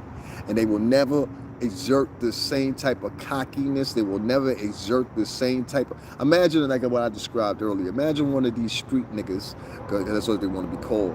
One of these street niggas sitting there and like he do at the local corner store. Y'all all know what I'm talking about. Stop pretending like you don't know what I'm talking about. You understand what I'm saying? I hate when people pretend like they don't know what the fuck I'm talking about. I've very rarely in my lifetime lived in the hood. I think I lived in the hood 2 times in my whole entire lifetime, and both times was with somebody else while I was making transition to go somewhere else. That's a fact. You understand what I'm saying? 2 times. I did not grow up in it or whatever. Even more so how I know the difference. And I'm trying to tell you, if you got $1 million worth of jewels, why is you and your family living in that decrepit neighborhood? Let's keep it a buck. And most of those places that are there are not even owned by people in the original people in the community. If you want to say, they're owned by Jewish and Hasidic Jews, to be specific. I saw a Hasidic Jew, a development company come in, buy a whole entire building, annex everybody off of, and I'm talking about people that have been there since the 70s, and people know what I'm talking about. They had these art lofts and things like that in New York City, and some in Jersey at the time as well. They were specifically cordoned off under these rent statements. And they're for artists. Some people have been there since the 70s, 80s, etc., living under rent stabilization. This group of Hasidic Jews came in, they bought the building, and they tried to raise the rent individually on each occupant of the building. They failed. They failed. They were taken to court by the tenants. All the tenants got together. They took them to court, and they won the injunction to stay. Now, I don't know if that's temporarily. I know the owners wanted to revisit the case, etc., but it just puts in line that most of the people in these communities are not even renting from people that are from the communities originally. Most of the people that are renting from these people live in Florida, California, Boston, you name it. They don't live in that area. You understand? So when I say this and I bring this up, I bring it up for this point. If Lamar Whitehead said he owned a whole block, why does a block look like in shambles like that? If you got so much bread and you talking about how much you and whoa, because $1 million got stolen from you, which you should get the fuck off the airwaves talking about that. They're not clipping your shit, putting it on the news. What's wrong with you, dummy? Fuck wrong with you? Don't let your cockiness be your downfall. I've had to catch myself many times, my damn self, and I say I shouldn't have said that, or damn, I can't believe I said that. Fuck it, I'd said it now. Fuck it, I said it now. I done said a couple things on this mic that people will or will not like. But what I won't do is I won't get on this motherfucking lie to people. That much I won't do. And if it costs me getting donations, if it costs me not getting on here, being all extra amped up and lying to motherfuckers for no reason, just to get some views, to get some cash after, so fucking be it. You know, watch this. I'm going to look at my shit right now. I guarantee you ain't nobody donating to me.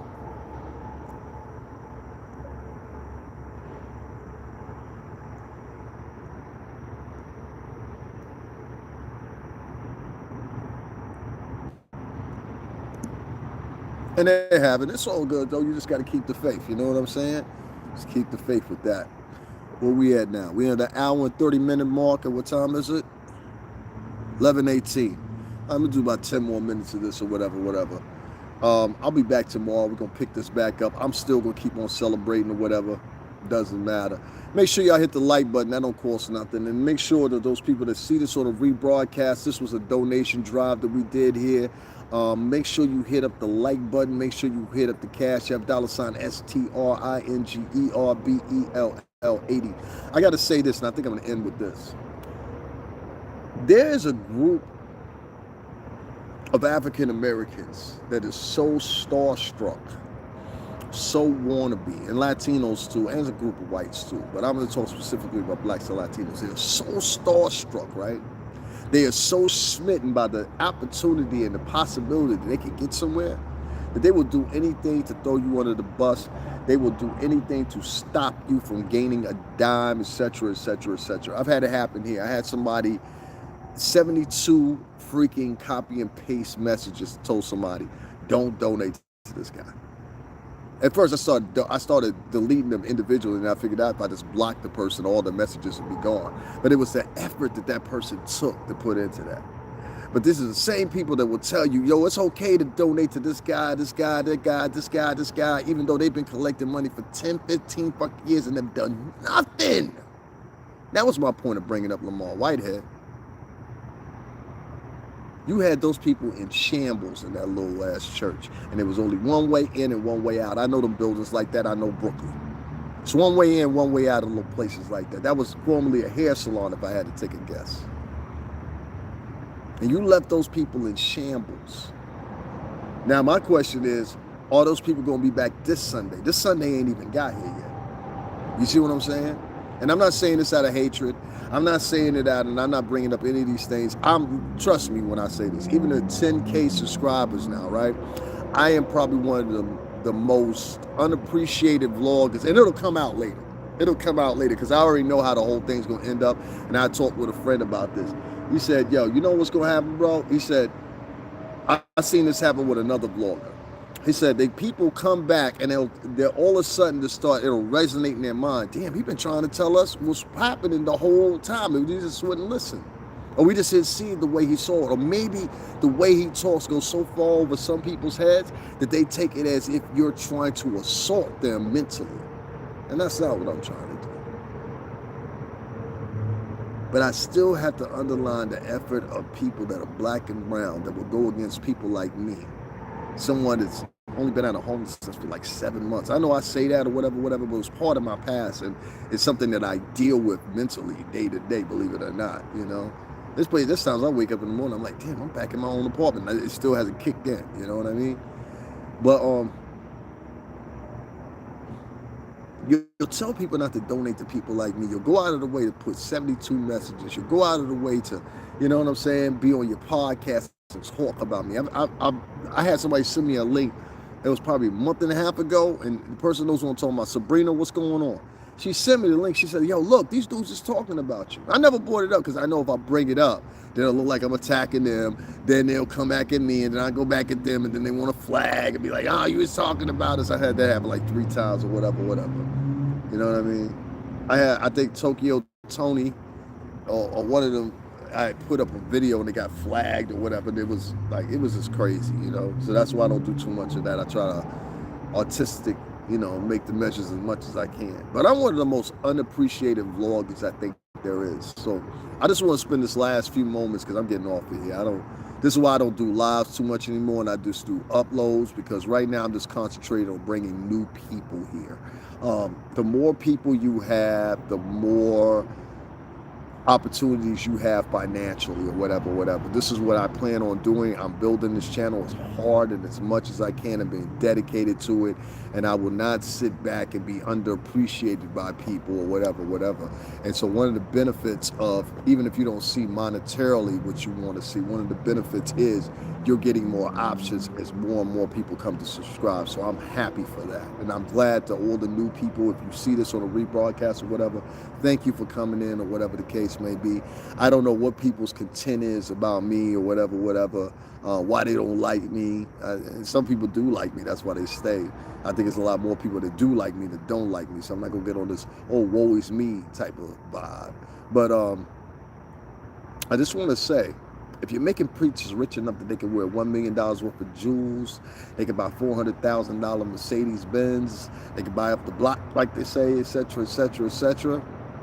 But you take your time and effort when it's somebody trying to come up and trying to pull their way back out of the gutter, and you tell people, don't donate to him. Why? I don't know. I just don't like the way he talked. But you all right with preacher coming around with his collection plate collecting ties. You all right with snake oil salesman coming on the block on YouTube telling you, I got the answer to save all the people. Y'all believe in these motherfuckers because they sound like preachers. Your familiarity with the preacher voice since the times of the plantation have now set you up for failure. They set you up for failure because the same oppressor that used to be white has now got a black or brown face. And this oppressor now, he will stop at no means to get what he wants and where he wants to in life. You better believe that shit right there. If you don't believe nothing else, believe that. Your new oppressor is black and brown. It's not a white man. There's a lot more white people out here looking for your liberation to help you get your liberation, because therefore it would take the ease off of their consciousness. Now, we ain't lifting nothing from y'all either. They're the racists.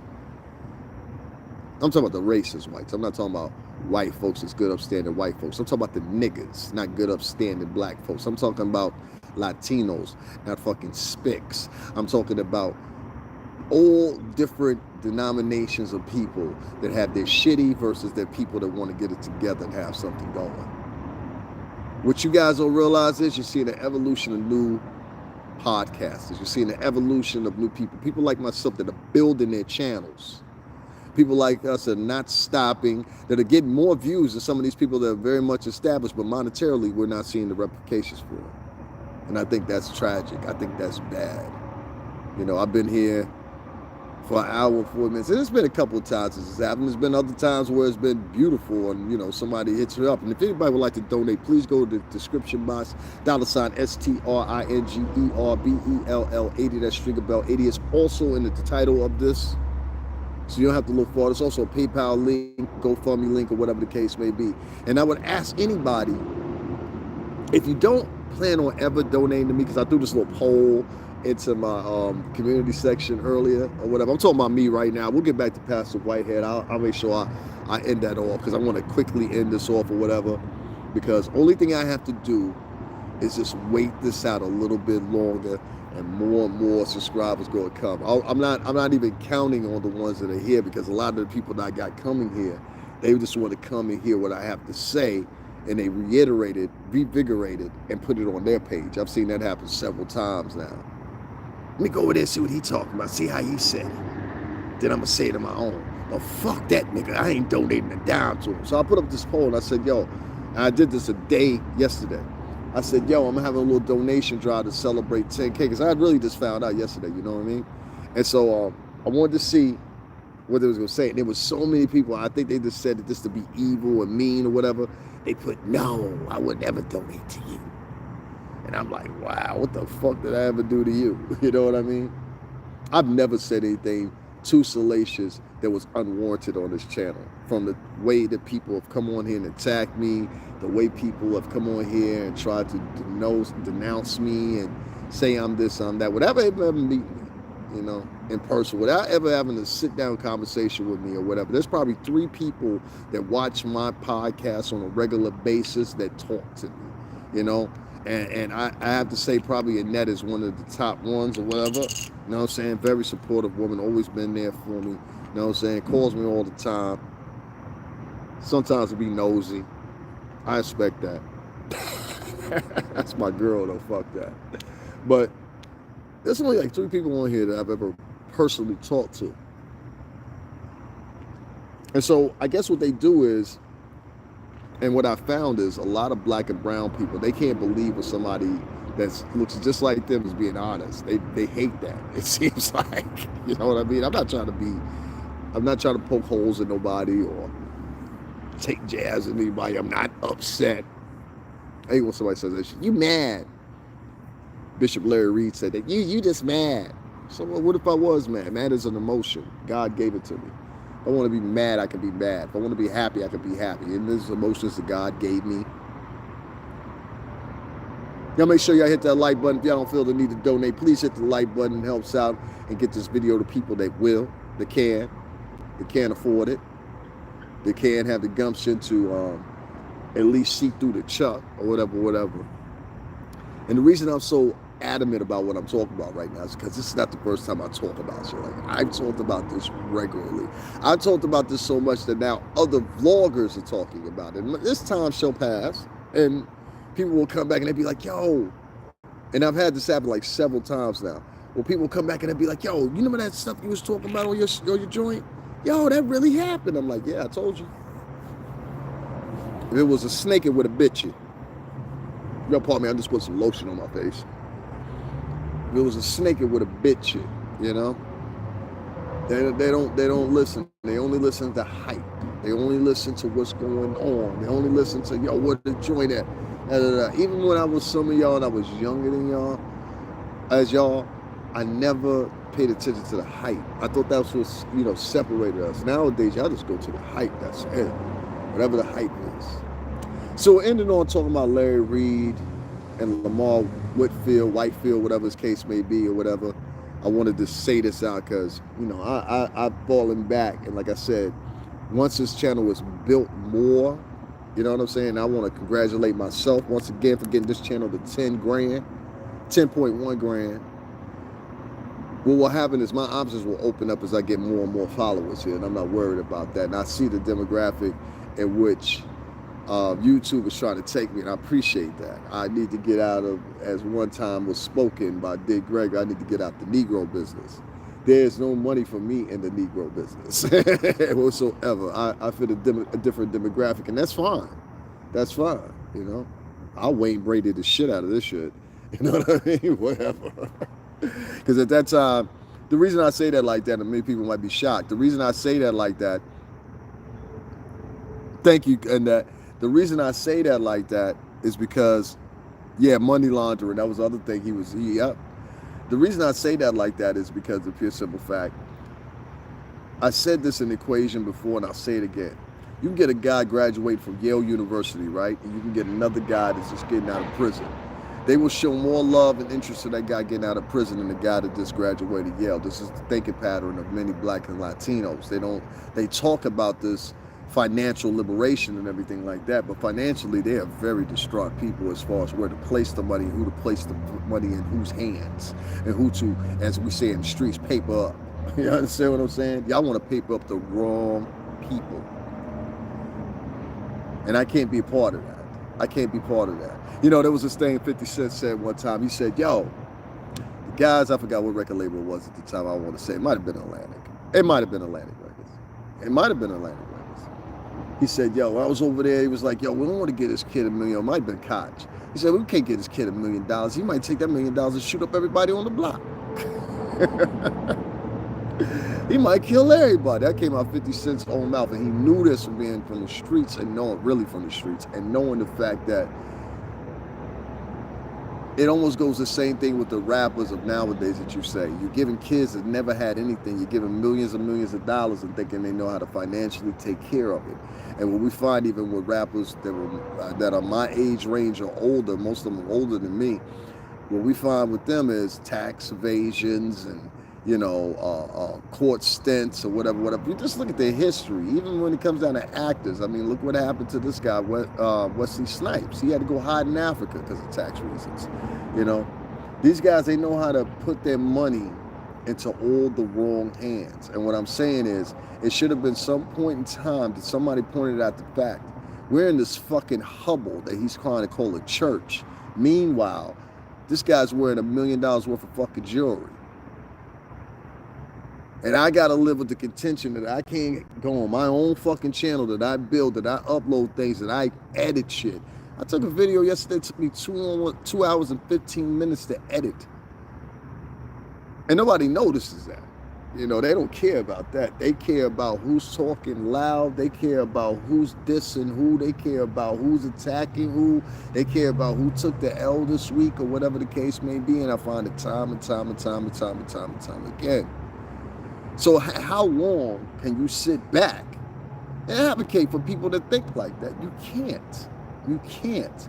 I mean, when you can do your parts, just being out of, you know, dignity and just being out of integrity, yeah, there's certain things that I can pay attention to and be like, let me post this or whatever. But y'all putting me in a situation, and I'm telling you, my viewership is going to go up. Trust me on that. That much I'm guaranteed. Don't ask me how I know this. I know this.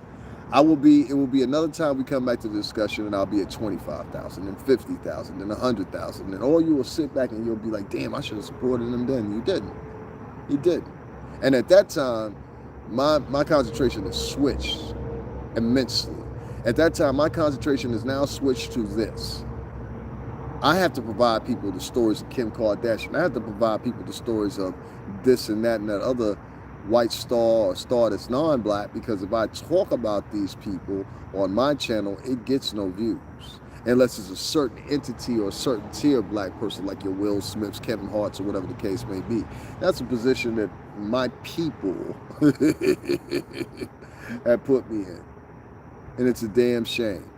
Shouldn't be no reason somebody comes on your page and 72 times they write, don't donate to him, I don't like something he said. Yeah. Y'all have that same energy and gumption for people that look just like you, but when it comes to somebody white, you're scared as fuck. Now, I'm going to keep this with my viewers that deserve this. And the rest of y'all can log off or whatever the case may be or whatever. Ain't no reason for you to be here, to be quite exact with you. I just want to leave this for somebody else. If you haven't donated, if you don't have any intentions of donating, just go ahead and log off. Log off. Go ahead. There's no reason you should be sitting here listening to me. And if you're looking for the Cash App, it's right in the description box. But I'll say this once again. If you don't plan on donating, could you please just log off? You clutter enough the space for people that could. Did you do that? Just go ahead and log off, jump off this podcast, or jump off this little set that I'm doing right now. Go ahead. I see y'all in the chat room. In the thing. Go ahead and log off, because you shouldn't be here. Can you just log off, please? Please? See what I mean? That number has not switched. And that goes to show you when I tell you about the contention. Everything that I just said, I proved my point. There's people that are sitting right here, right now, and I said, if you don't have any intention of donating or supporting this channel, could you please log off? And you see, they still sat here. They still sat here. And what I'm trying to tell you is, and like I said it before, many people that are black and Latino, they serve purposely first to irritate you, bother you, try to compete with you, try to antagonize you, try to be defiant, rather than just respecting you and respecting your wishes. And that's the problem that you have with even these two preachers. These two preachers didn't respect each other. I don't believe that they respect God fully as much as they say they do, especially when they went through the very tenets of Christ, which are not gossiping, not being idols, not being condescending, not shaming, etc., etc. These men speak totally against that. That's all I got to say about that. Screw both of those guys. Fuck them. Now, moving on, right?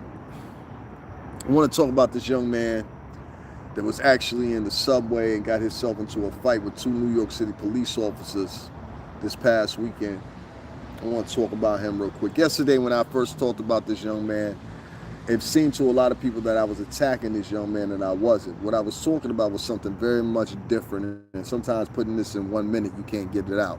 Or some people just, for basic reasons, because everything in their life has to be nefarious and has to be about beef. They can't circumnavigate across the fact that people are not choosing people to attack. What they're saying is quite the opposite. This young man and this young woman, they were in the subway, and they decided to jump the fare, okay? They said that the police officer says that he wasn't even mad about them jumping the fare, and he asked them at that time to leave the train station. So I'm figuring one of them was across and one of them wasn't. And so I don't know if it was a girl or the guy, but at some point or another, the girl that was in the crowd, she got pushed and shoved. And as she got pushed and shoved, the young man that was with her, that was 17 years old, who probably was arrested for a gun charge, carrying a concealed weapon as well as crossbow, for whatever reason. I don't know who he was going to war with, but that's what he was carrying. That's what he was arrested with. And he still hasn't been adjudicated for that. He was set free because of his age. This particular crime right now, where he was beating the brakes off this New York City police officer. And I want to say to you, you better be glad that that police officer was black, because he was trying to save your life. The first time you swung at that man, I want you to understand, young man, he could have pulled out a pistol and ended everything for you. There wouldn't have been no trial. Wouldn't have been no more girlfriend. Wouldn't have been no more going back to mama and them house. Wouldn't have been none of that. You would have been laying stone cold, dead flat in that subway platform. Justifiably, you attacked the New York City police officer. Now, the problem I had with it yesterday was this. See, just like I mentioned just a few minutes ago, I feel that a lot of people out here have picks. They got picks of who they deal with, picks of who they start stuff with. For some reason or another, people think because I'm pretty, I'm the one to start something with. He a little slim, he look like he work out, he look like a challenge. You fuck around and lose your life fucking with me. I'll underline that for you. You'll fuck around and lose your life fucking with me. I was doing the shit that I was doing back then at 14 years old, carrying pistols and reloading them, cleaning them and all that. My cousin Mario taught me how to do it. I come from a military family. This young man in this situation could have lost his life. And nobody's underlining the fact that it was the chick that he was with, arguing with, which prompted, I'm sure, the police officer's attention because it was loud. The young man in the video that I just put up acknowledged the fact he was the one that filmed the video. He also acknowledged the fact of something else. That at one point, this New York City police officer went over and pushed this young man. Now, I want to talk about my own personal experiences with black New York City police officers and why I believe that this man, he didn't start the fight, this officer, but I do believe his rational thought process based solely on race, and particularly his own, led to this incident furthering more than it should have, and to the point that you saw a fist fight. And I think that that officer knew it.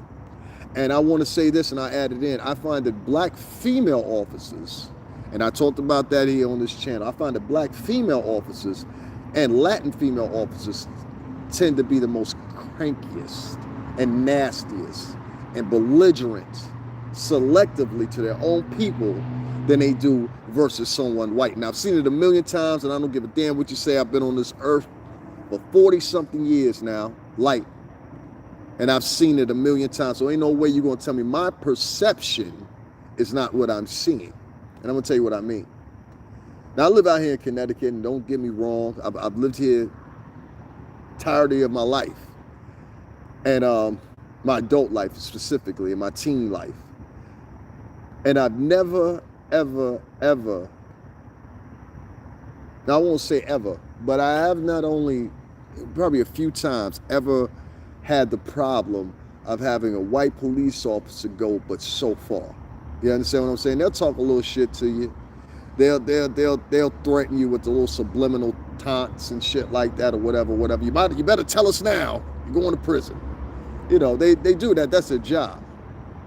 But the motherfucker that I always see that goes beyond the call of duty is a black police officer.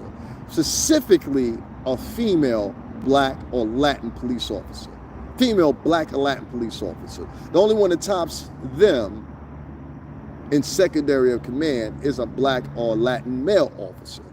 Now, these officers have been responsible for breaking people's arms, beating them, being charged with what I just mentioned, being adjudicated in the court of law, being fired, losing their pensions. Oh, this is a long story that goes within the tri-state area. And depending on where you go, I've got to say the only people that are worse than a New York City police officer and the bad batch of them is a bad batch of New Jersey police officers, specifically northern New Jersey. Specifically northern New Jersey. I'm talking about your Newarks, et cetera, et cetera, et cetera. I threw up a video of my encounter with a New Jersey police officer. I made him look like a fucking fool. That video is now, I think it's 310,000 views it has. This happened shortly during the pandemic. I was down there at Union Station down there in New Jersey. I was going down there to look at something for a minute at the time when I was trying to get myself into an apartment. And I remember I went in front of a mosque and I was taking pictures in front of the mosque. Yes, I was. The video was still up. I'll upload it again. I was taking pictures in front of a mosque in which the imam that was in the mosque had no problem with, nobody else had any problem with. All of a sudden, this New Jersey police officer comes down the block and he circles around the block 2 or 3 times or whatever, and I had a blue jean jacket on, all right, blue jean jacket. He said, you match a description of somebody we were looking for or whatever. I said, really? What did he look like? And the whole time I kept filming, he didn't figure out until probably 3 or 4 minutes afterwards that I was filming. So I started asking him a whole bunch of questions. I said, well, what does the description of the suspect look like? And then at that point, I heard the woman on the dispatch say, it's a white male with a sweater on.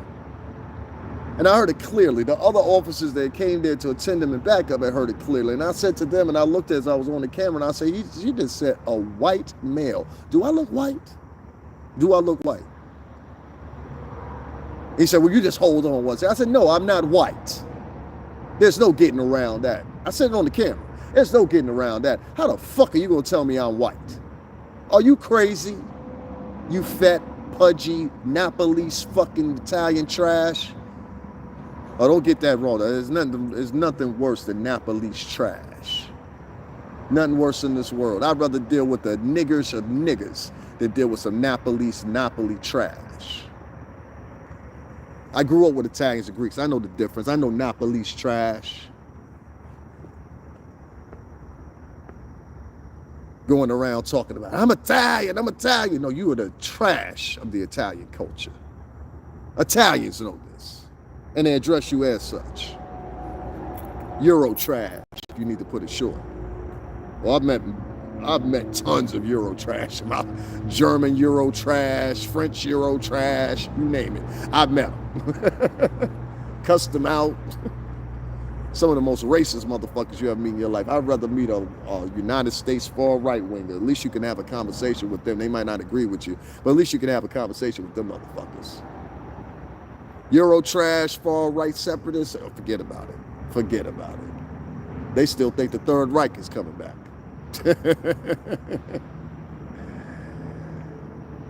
I sat there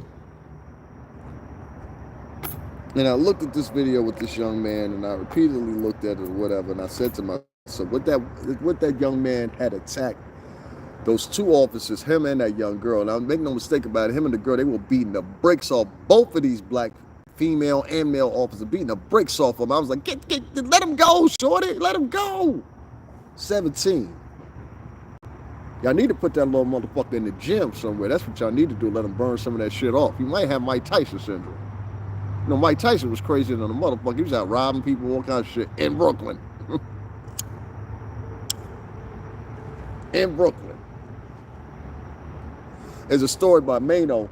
Mano say, I think you robbed my mom and me. He said, yo, I think Mike Tyson robbed my moms and me when I was young. No, it was you, God. It was you, God. It was you, God, from Wu-Tang Clan. It was you, God. Excuse me. You, God. Pardon me, Mano. It was you, God, from Wu-Tang Clan. He said, yo, Mike Tyson ripped my mom's earrings out of her ears. He said, no, that was you, Mike. Robbed me and my mom. That was crazy. Mike Tyson said, I don't remember it. I might have done it or whatever. Let me offer you the money. I just don't remember it. Of course you better not say that. Later prosecution, Mike, shit. I rock with you, Mike, shit. Don't start this shit with me, you big fucker. I see that footage. I don't want to take a blow. Even at 55, I don't want to take no blow from Mike Tyson. He's still a young man. Y'all see that training footage when he was getting ready to do the exhibition fight? That wasn't no joke. Mike will still knock you the fuck out. Showed that on the plane. Point I was getting at, man, is I started talking about Mike Tyson. Mike's my guy, man. I like Mike Tyson. Point I was getting at is this young man was wailing on two cops and they could not take him down. Time to put down the donuts, Joey.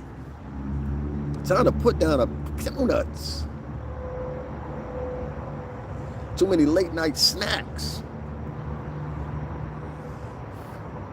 This young man had his life in danger, regardless.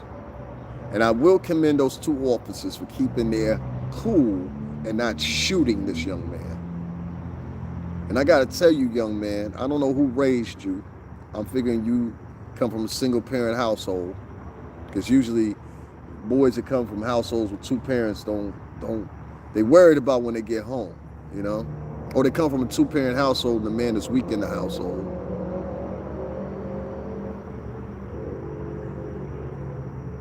And you get situations like this.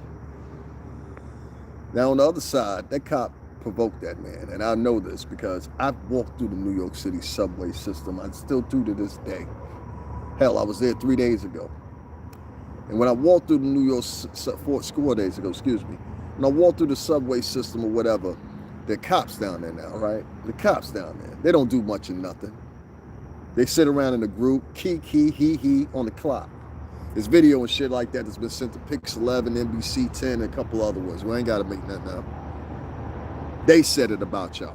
Now, I'm not attacking cops or anything like that. What I'm saying is, some of y'all some lazy motherfuckers that just sit there for the paycheck. I went into, and I told y'all that story the night it happened.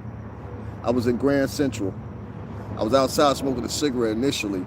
I come inside the Grand Central. There's a whole heap of cops sitting right in the corner. Y'all know what I'm talking about, where y'all got the little buggy right there.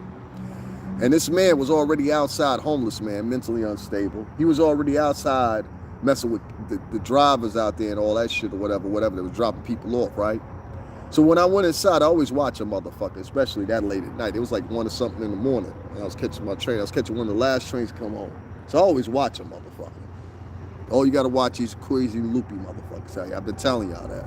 I don't get no acknowledgement for that either. I've been telling y'all about these crazy clicking motherfuckers for a while now. And every time an accident happens, y'all don't even pay me no homage. Y'all make sure y'all hit up the Cashapp, $STRINGERBELL80. If y'all do, let me know so I can shout you out and you can be heard, seen on the rebroadcast. I do not do super chats because they take 30% of the bread. Anyway, long story short, I remember walking through New York City tunnels and everything else like that, and it's always a black or Latin cop. And I'm going to get back to my story, but it's always a black or Latin cop that I always had an issue with. It's always a black and Latin cop that they send into these neighborhoods, hoping that they'll have some precedence over the people that's there. And these black and Latin cops let you down every time. They assault people in these neighborhoods. They go about an extra mile. They would not do this in a white neighborhood. And I know this because I lived in white neighborhoods damn near all my life. And I know when them white cops come over there and the black cops come over there, there's been situations where there's black cops proceeding over a stop or whatever. The white cop will come in and take over the investigation, if you know what the fuck I mean. More out of the way, darky. We got it. And these motherfuckers will be subservient and get the fuck out of the way. That's what they do. They won't argue about it. They won't gripe about it. They won't say, it doesn't even depend on if you watch this a million times, pull up cops, pull up traffic stops. You know what I mean? You will not see the same tenacity that this young man had for those 2 black officers as he did or would for 2 white officers. And that's what I got a problem with. Y'all motherfuckers sit around all the time with this "we shall overcome" bullshit. Sit back all the time with we got to come together, let's march and all this shit, right? And I'm not making fun of y'all. I applaud some of your efforts. I know why you do it. But the same tenacity that this young man had, see, the way he was attacking them, it was hate in his heart. That's the shit that y'all missing. That young boy was a ticking time bomb. You understand? And a lot of people say, well, he's the victim. That shouldn't have happened to him. He was whooping that police officer's ass, and that police officer didn't let off even a taser. And usually they'll beat your ass after something like that has happened. They didn't even do that. And at 17, which I'm sure sooner or later, you're about to turn 18 in a couple of months, they could have whooped your ass. And his mom or whoever else, his father possibly, would have been down there. And they would have been like, my baby done so wrong. This shouldn't have happened to him. He shouldn't have got shot. My baby didn't hurt nobody. You remember that shit? My baby ain't hurt nobody. So that's what I keep trying to tell y'all. This is a repeat. All the mistakes and all the teen pregnancies and all that shit that happened have led up to now, including my ass sitting back and promoting music to y'all for over 17 years from a record company that, unbeknownst to them, didn't know how much of an effect mentally they had on the culture via their music. Yeah, I helped promote the shit. A lot of these other guys that were involved in the business, they will never passion out this pact. We help create the environment. The seeds that we laid have now festered and bloomed in the attitudes, actions, and everything else of these young boys out here right now. And that attitude right there, this woke moment, this woke culture or whatever, has led to that little young boy that was 17 years old and his little girlfriend to sit there and think it was sensibly right and intelligent to attack 2 black police officers. And what I think really was, they just saw 2 niggas. They saw 2 niggas. And they challenged that nigga. They said, what you gonna do? Now, one thing I get to the man's contempt, he said after the girl had reportedly been pushed, and there's witnesses of this allegedly, he said, yo, can you apologize to her? And the homeboy said that recorded it. He said, yo, he said it very without temperament. He said it without being heinous or anything else. And for that cop got the brakes beat off of him. Now I'm gonna say I'm 50-50 with it because I know my experiences. I've had black cops stare at me and look at me. I could be dressed down, will stare at me and look at me like I'm a criminal. I come into the circumference, they're staring at me, trying to get a read on me. What type of black guy is he? What type of black negrito is he? You know, I've had Latin cops look at me and I'll say something to them in Spanish or whatever, and then they'll calm down. You know, it's like, it's crazy shit that the mentality that goes through these black and female and Latin, black, male and female police officers. It's almost like they hate you more than you would think the white police officers would show up. There's been situations where I've asked, can I get a white police officer? Because what I'm trying to convey to you, you're trying to make me into a criminal. And I've never even had this interaction with white police officers, to be quite honest with you. I'll be even more honest with you. I had a white police officer catch me with a whole fucking bottle, and he told me straight up and down, just put the top on it, man. What are you doing? I've had white officers catch us red-handed before motherfucking fighting. They'd be like, y'all just go that fucking way. You know what I'm saying? All kinds of shit. I've had white police officers intervene in, and I've got friends that can tell you the same thing. And what I find is a lot of times it's a black or Latin male or female police officers that want to be the aggressors. They feel this notability that they say to themselves, I'm familiar with you culturally. Motherfucker, you're not. You grew up in the projects. I didn't. And I know a whole shitload of other blacks and Latins that didn't grow up like that either. And being to pinpoint that it seems like there's a streamline with blacks and Latins that they all want to put we're all of equal measure. No, we're the fuck not. Just like all whites are not of equal measure. There's whites that live in a trailer park. There's whites that live in fucking Bel Air or here where I live in Stanford and Greenwich, Connecticut. They have nothing in common with someone that grew up in the fucking trailer parks. Nothing in common with them. They never had the experience to get a familiarity or a common ground with people like that. Do you understand what I'm saying? So this is a class issue. And the class issue with blacks and Latins is far-fetched more so than it is with any other culture, in Latin culture too, because of the pure simple fact of this. The basis of poverty in the past. See, when you deal with, I'm going to say a good at least 40 to 45% of African Americans and Latinos, they are coming from poverty. You understand what I'm saying? 40 to 45% are coming from poverty. The other great majority are coming from a middle class background, and then you have your other portion that are like maybe 10 or 15% of the rest of the remaining population that grew up opulent. You understand what I'm saying? Grew up with money. And it's a discussion that nobody is having. Just because I am the same color as you does not mean we have the same fucking background in any measure.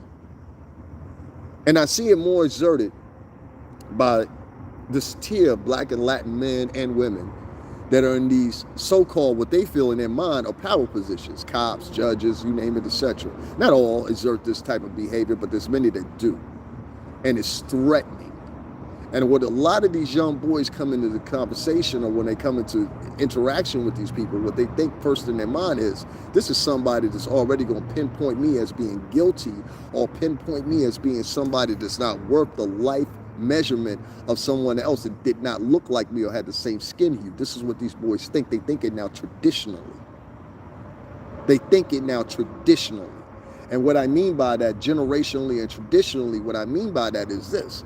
They look at it as a position of where if I see your black face and your part, or your brown face and you're a part of an authority figure, you automatically set the trend and you are in alignment with something that I do not, at my behest, support, and that is the system.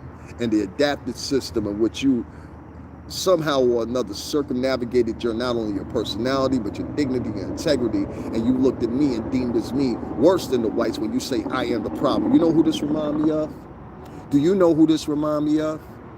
This remind me, if y'all ever seen the movie Life, you ever seen that movie? There was this black man in the movie Life that was basically one of the overseers on the prison. You understand what I'm saying? And the prerequisite of him, and what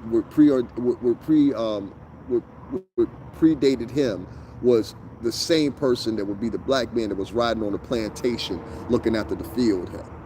You're Steven, if you want to say, from Django. It's a modern day version of these people. You understand what I'm saying? Now, all of them are like that. I know some of these people that are in these positions, and they're the total opposite of that. There's a female black police officer that's here. It's one of the nicest women that I've ever met in my life. One day she was at the store. If y'all remember the last time I went to the store to go check it, and right before I went into the store, she saw me and she waved at me. I think she felt kind of nervous because I put her on camera. But that woman is always that way. That woman is always that way. She's always nice. She's always respectable. I felt if I was in a situation and she told me to stop, I'd be like, all right, damn it, you got me. What we doing, sis? What we doing? You know what I mean? That's how nice that woman is. And I don't think it comes from a fake place. I think it comes from a real genuine place. So I want to give that woman a shout to her. She's a Stanford, Connecticut police officer.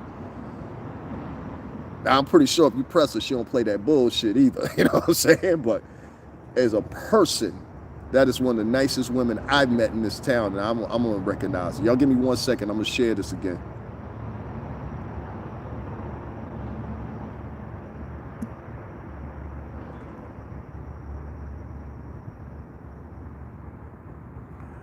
Now, Just ending this out because I'm going to end this out or whatever. Let me check what's the name. Before I go check this, guys, make sure that you go and hit up the Cash App. The link is in the description box. Also, there's a PayPal link, a GoFundMe link there. And now there's an Amazon wish list there.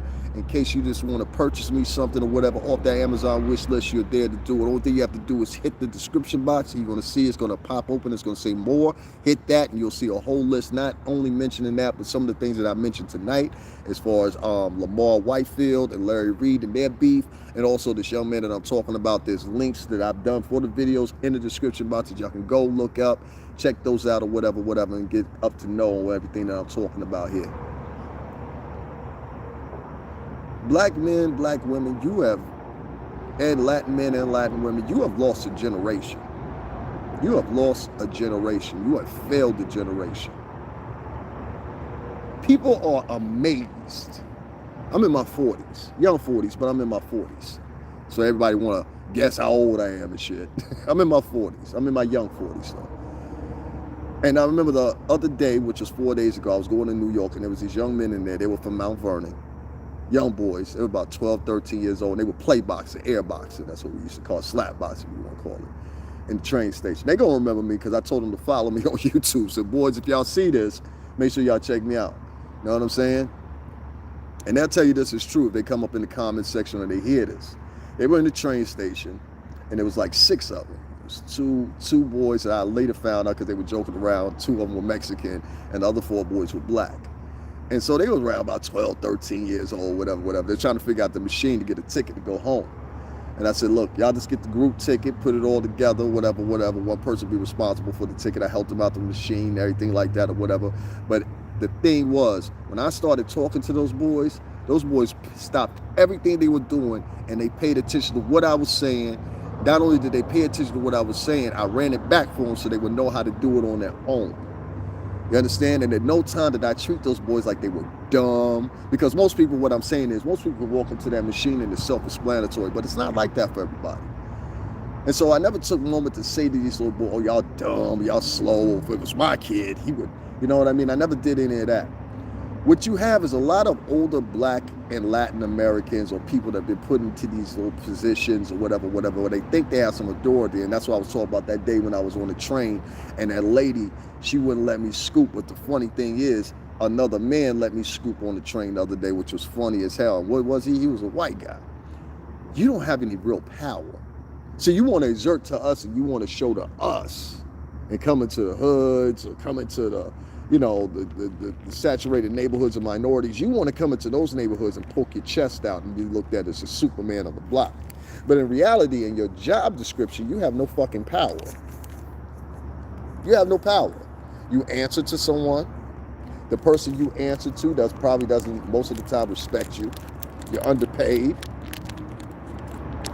You'd be surprised with some of these security guards and all that go through. My friend, or ex-friend now, he had a guard card. He worked at the U.S. Navy base, right in Groton, Connecticut.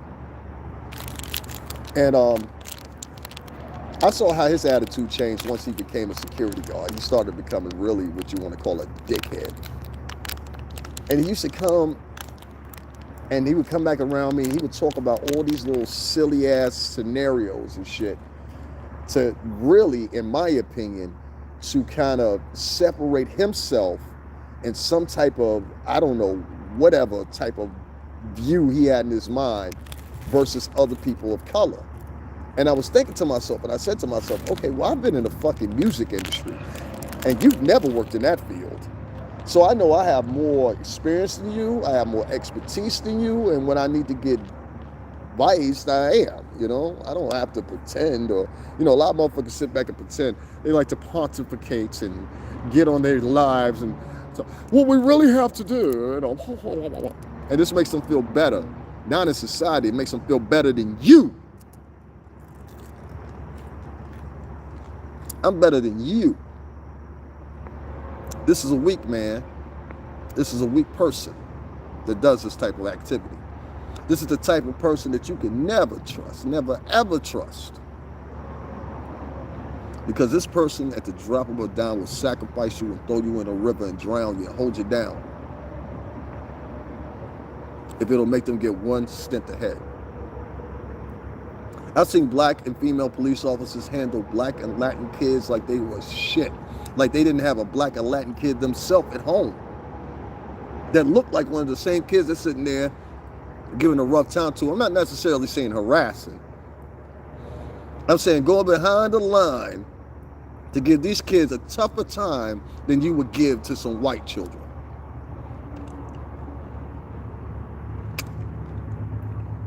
And part of your ease and part of your forgetfulness and part of your extra being obliged to these white kids has more to do with fear than it has to do with anything else.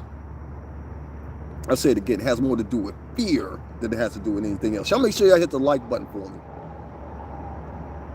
Also, make sure you hit up $ STRINGERBELL80, STRINGERBELL80. That's Cash App. Been rocking with y'all for about 2 hours and 15 minutes. I said I was going to get off here a minute ago, but I didn't. There's also a PayPal link, GoFundMe link, and a link to all the stories that I'm talking about that I put together and pieced together for y'all. It took my time out to do in the description box. Also, the link to the Cash App is actually in the description of the title of this video. So, ain't no way you're going to miss it. Make sure you go and hit that up. Show some support, man. I'm at 10K subscribers, so I got to be careful what I talk about from now on. I got to be careful about who I support.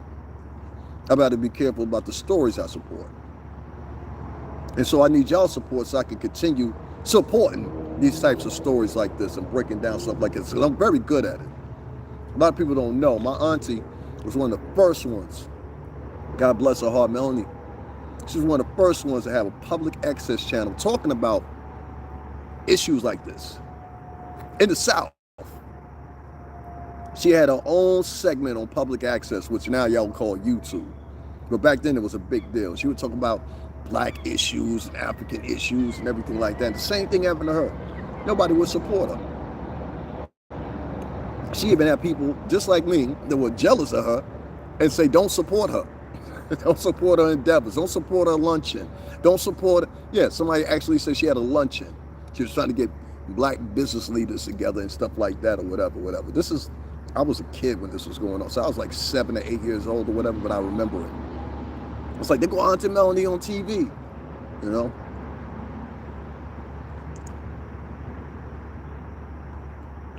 A lot of these black and Latin police officers hate their kids. And your kids look like their kids. Good night, Annette. I'll talk to you tomorrow anyway, you know that. But, y'all know I'm talking about something to my homegirl in the chat. Real supporter. Really fuck with me, you know what I mean? She's telling me good night, she about to drop out. I know she got to get to work tomorrow and everything like that, so I don't stress her. But me and her, we talk on the phone anyway. But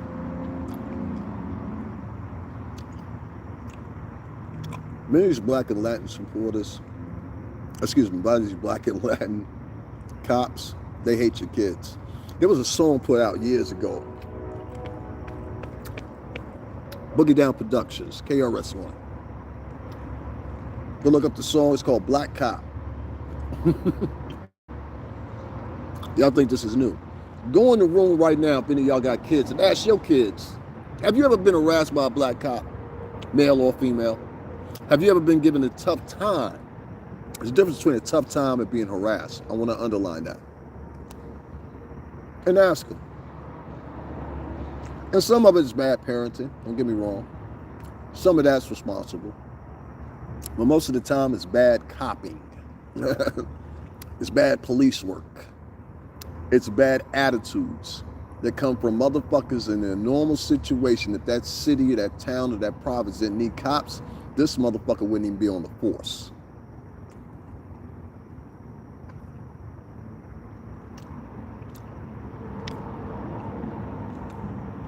Guys, I'm going to go ahead and get off of here.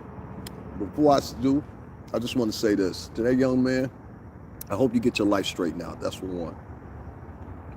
I did this, and I've had kids come back to me. And I'm going to try to Reach out to someone, because some of them I still know, and they'll tell you I've always been on the same shit. I'm consistent. That's one thing about me. I'm consistent as fuck. I've had kids like Fortune and a couple other kids that I've known since they were 13, 14 years old. Bobby, he's another one. Shout out to y'all. Y'all know for a fact I told y'all since y'all were young boys, because I saw the hustlers and, well, whatever. I saw people continue hustling when I went off and now was in a part of a record company. And I come from that, you know, as far as like I was doing that before I got with the record company. Made thousands of dollars. Literally. I made thousands of dollars. Problem was, those guys continued that. And I used to tell these kids, I said, yo, listen, don't get caught up in that wave. And then those kids started noticing something. They noticed that I lived by the beach in a condo across the street from, what, 1.5 miles worth of beach. I used to walk across the street and go on the beach and have my coffee, literally. And I would do this time after time because the way it lined up, the sunrise was right there. There was a pier, boats out there, everything. I'll put up some pictures for you guys you can see. I just go out there every fucking morning.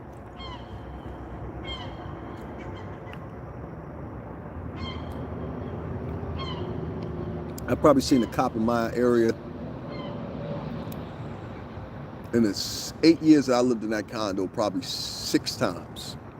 And most of the time they didn't come to that area unless they were called. But one thing I saw about those kids that I'm talking about, they didn't live in the area I lived in. They lived over, quote unquote, what you want to call the hood. And I used to go over there in the middle of the day sometimes, go visit people. I knew people over there, hang out with them. This is different projects in tri-state area too. And I noticed there was always police presence there, unwarranted many times. And many times when that police presence was there, it was a black or Latin woman or man. And they were very obnoxious, very passive aggressive, very nasty tones, and just plainly disrespectful to the people that actually lived there. And I said to myself, you're servicing these people, and the reason you were hired was to service these people and give them a certain advantage so they wouldn't get interacting with a white cop. But now that I look at it in hindsight, maybe it's better to have just the right white cops over here, not have any racist white cops, and they would tend to do better. And maybe the black and Latin cops would tend to do better as a prerequisite with white people, because seemingly or another, they have a preference for that. I've seen blacks and Latins have more preference for white people than white people have preference for white people. A white man can look at another white man and be like, I know you're lying. A white man can look at another white woman and be like, the same thing, I know you're lying. Now, they might have a different way they handle it lying, but they'll recognize you're lying, and they'll call you out on it. A black and Latin cop, what I've always noticed is they will try to walk you into some shit as a racist white cop would do. Oh, you mean like you jumped on the thing right now? Oh, you mean like you took that candy bar right now? Oh, you mean like you took the money? Is that what you mean? And they will wean you into that, and already you will have more of a shadow of guilt on you versus interacting with a white cop. I don't care what nobody says. Like I said, I had 6 or 7 times, if not more, in my life I can count out that a white cop gave me a pass. Fuck that. I gotta tell the truth. It was always black and Latin cops I had the biggest problem with, ever. Even when I was hustling, it was them. They would come fuck with you. The white cops, sometimes, they would just keep it moving. We'll catch them later. I know that's what they would think. We'll catch them later. There's a black cop, let's get that nigga. Out here messing up the good white man's reputation. Young man, I want to tell you this once again. Slow down. These people and the actions you making, and stay away from chicks you got to argue with. It will fuck your life up. You are too young to be having some chick and you're she's helping you beat down a cop after y'all just finished arguing. You don't need to be with a woman like that. And you're too young. And if you get that girl pregnant and have a baby by that chick, and that isn't a sure sign of what's to come, I'm trying to tell you right now, you're going to end up hurt, in jail, or worse, messing with women like that. And that's so sad, because a lot of times that's all that's offered on a daily basis for these men to interact with or look at, is girls that are like that. Now, if he was arguing with that girl So be it. But son, do you see where that could have led you to? It could have led you to losing your life. That was my point. I'm throwing up that post. So I want to say to that young man in Harlem, which I hold Harlem very dear to me. Shout out to Bradhurst and a couple other places, but I always shout out Bradhurst up there because that's where my uncle lived at. Shout out to my uncle Theophilus, R.I.P. to him. But I wanted to point that out because not only do I got a lot of love for Harlem, but I also, I mean, naturally, I don't even know how much East Side and West Side, particularly the West Side more than the East Side. But for various reasons, my little brother, yeah. My little brother, I wanted to say more than that, but what's more than that, right? My little brother live over on the West Side in Harlem. Big head ass nigga. Be more body, he got head. He got more head than he got body. Oh, big head ass boy, I love you though. But not to be confused with my real brother that's been on here, but that's my brother too, trust me. In all measurements, I got you till you die, boy. I'm talking to myself, but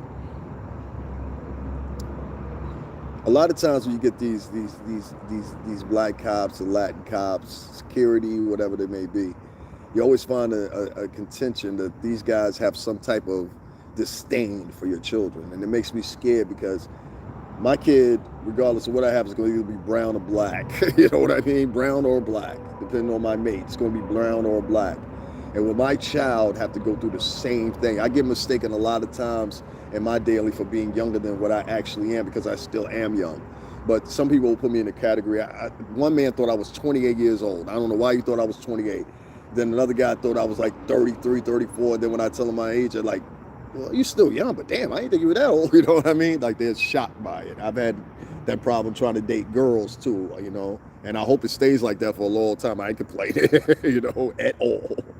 But it has its setbacks too when it comes to that, you know. You get a lot of people that approach you not as if you're a grown man, but as if you're adolescent or something like that. And it's very nerve-wracking, to be honest with you. It really is. But amongst other things. So that's all I wanted to say to that young man. I'm going to get up on off of here. I've been with y'all for 2 hours and 30 minutes. Let me make sure before I log off here, nobody donated. I want to make sure I shout them out. $STRINGERBELL80. The link is actually in the title. It's also in the description box. There's also a PayPal, GoFundMe there. Also, new to the edition is an Amazon wish list. Y'all make sure y'all go purchase something off of that. It will come directly to me. Also, there's a link for all that I've discussed in this live that's available right down below. And I just want to make sure I cash out anybody that might have donated and I missed them.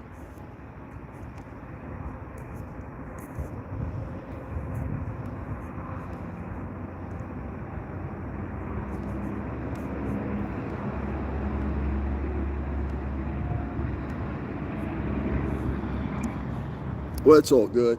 It doesn't matter. Like I said, I'm just more happy at reaching 10K.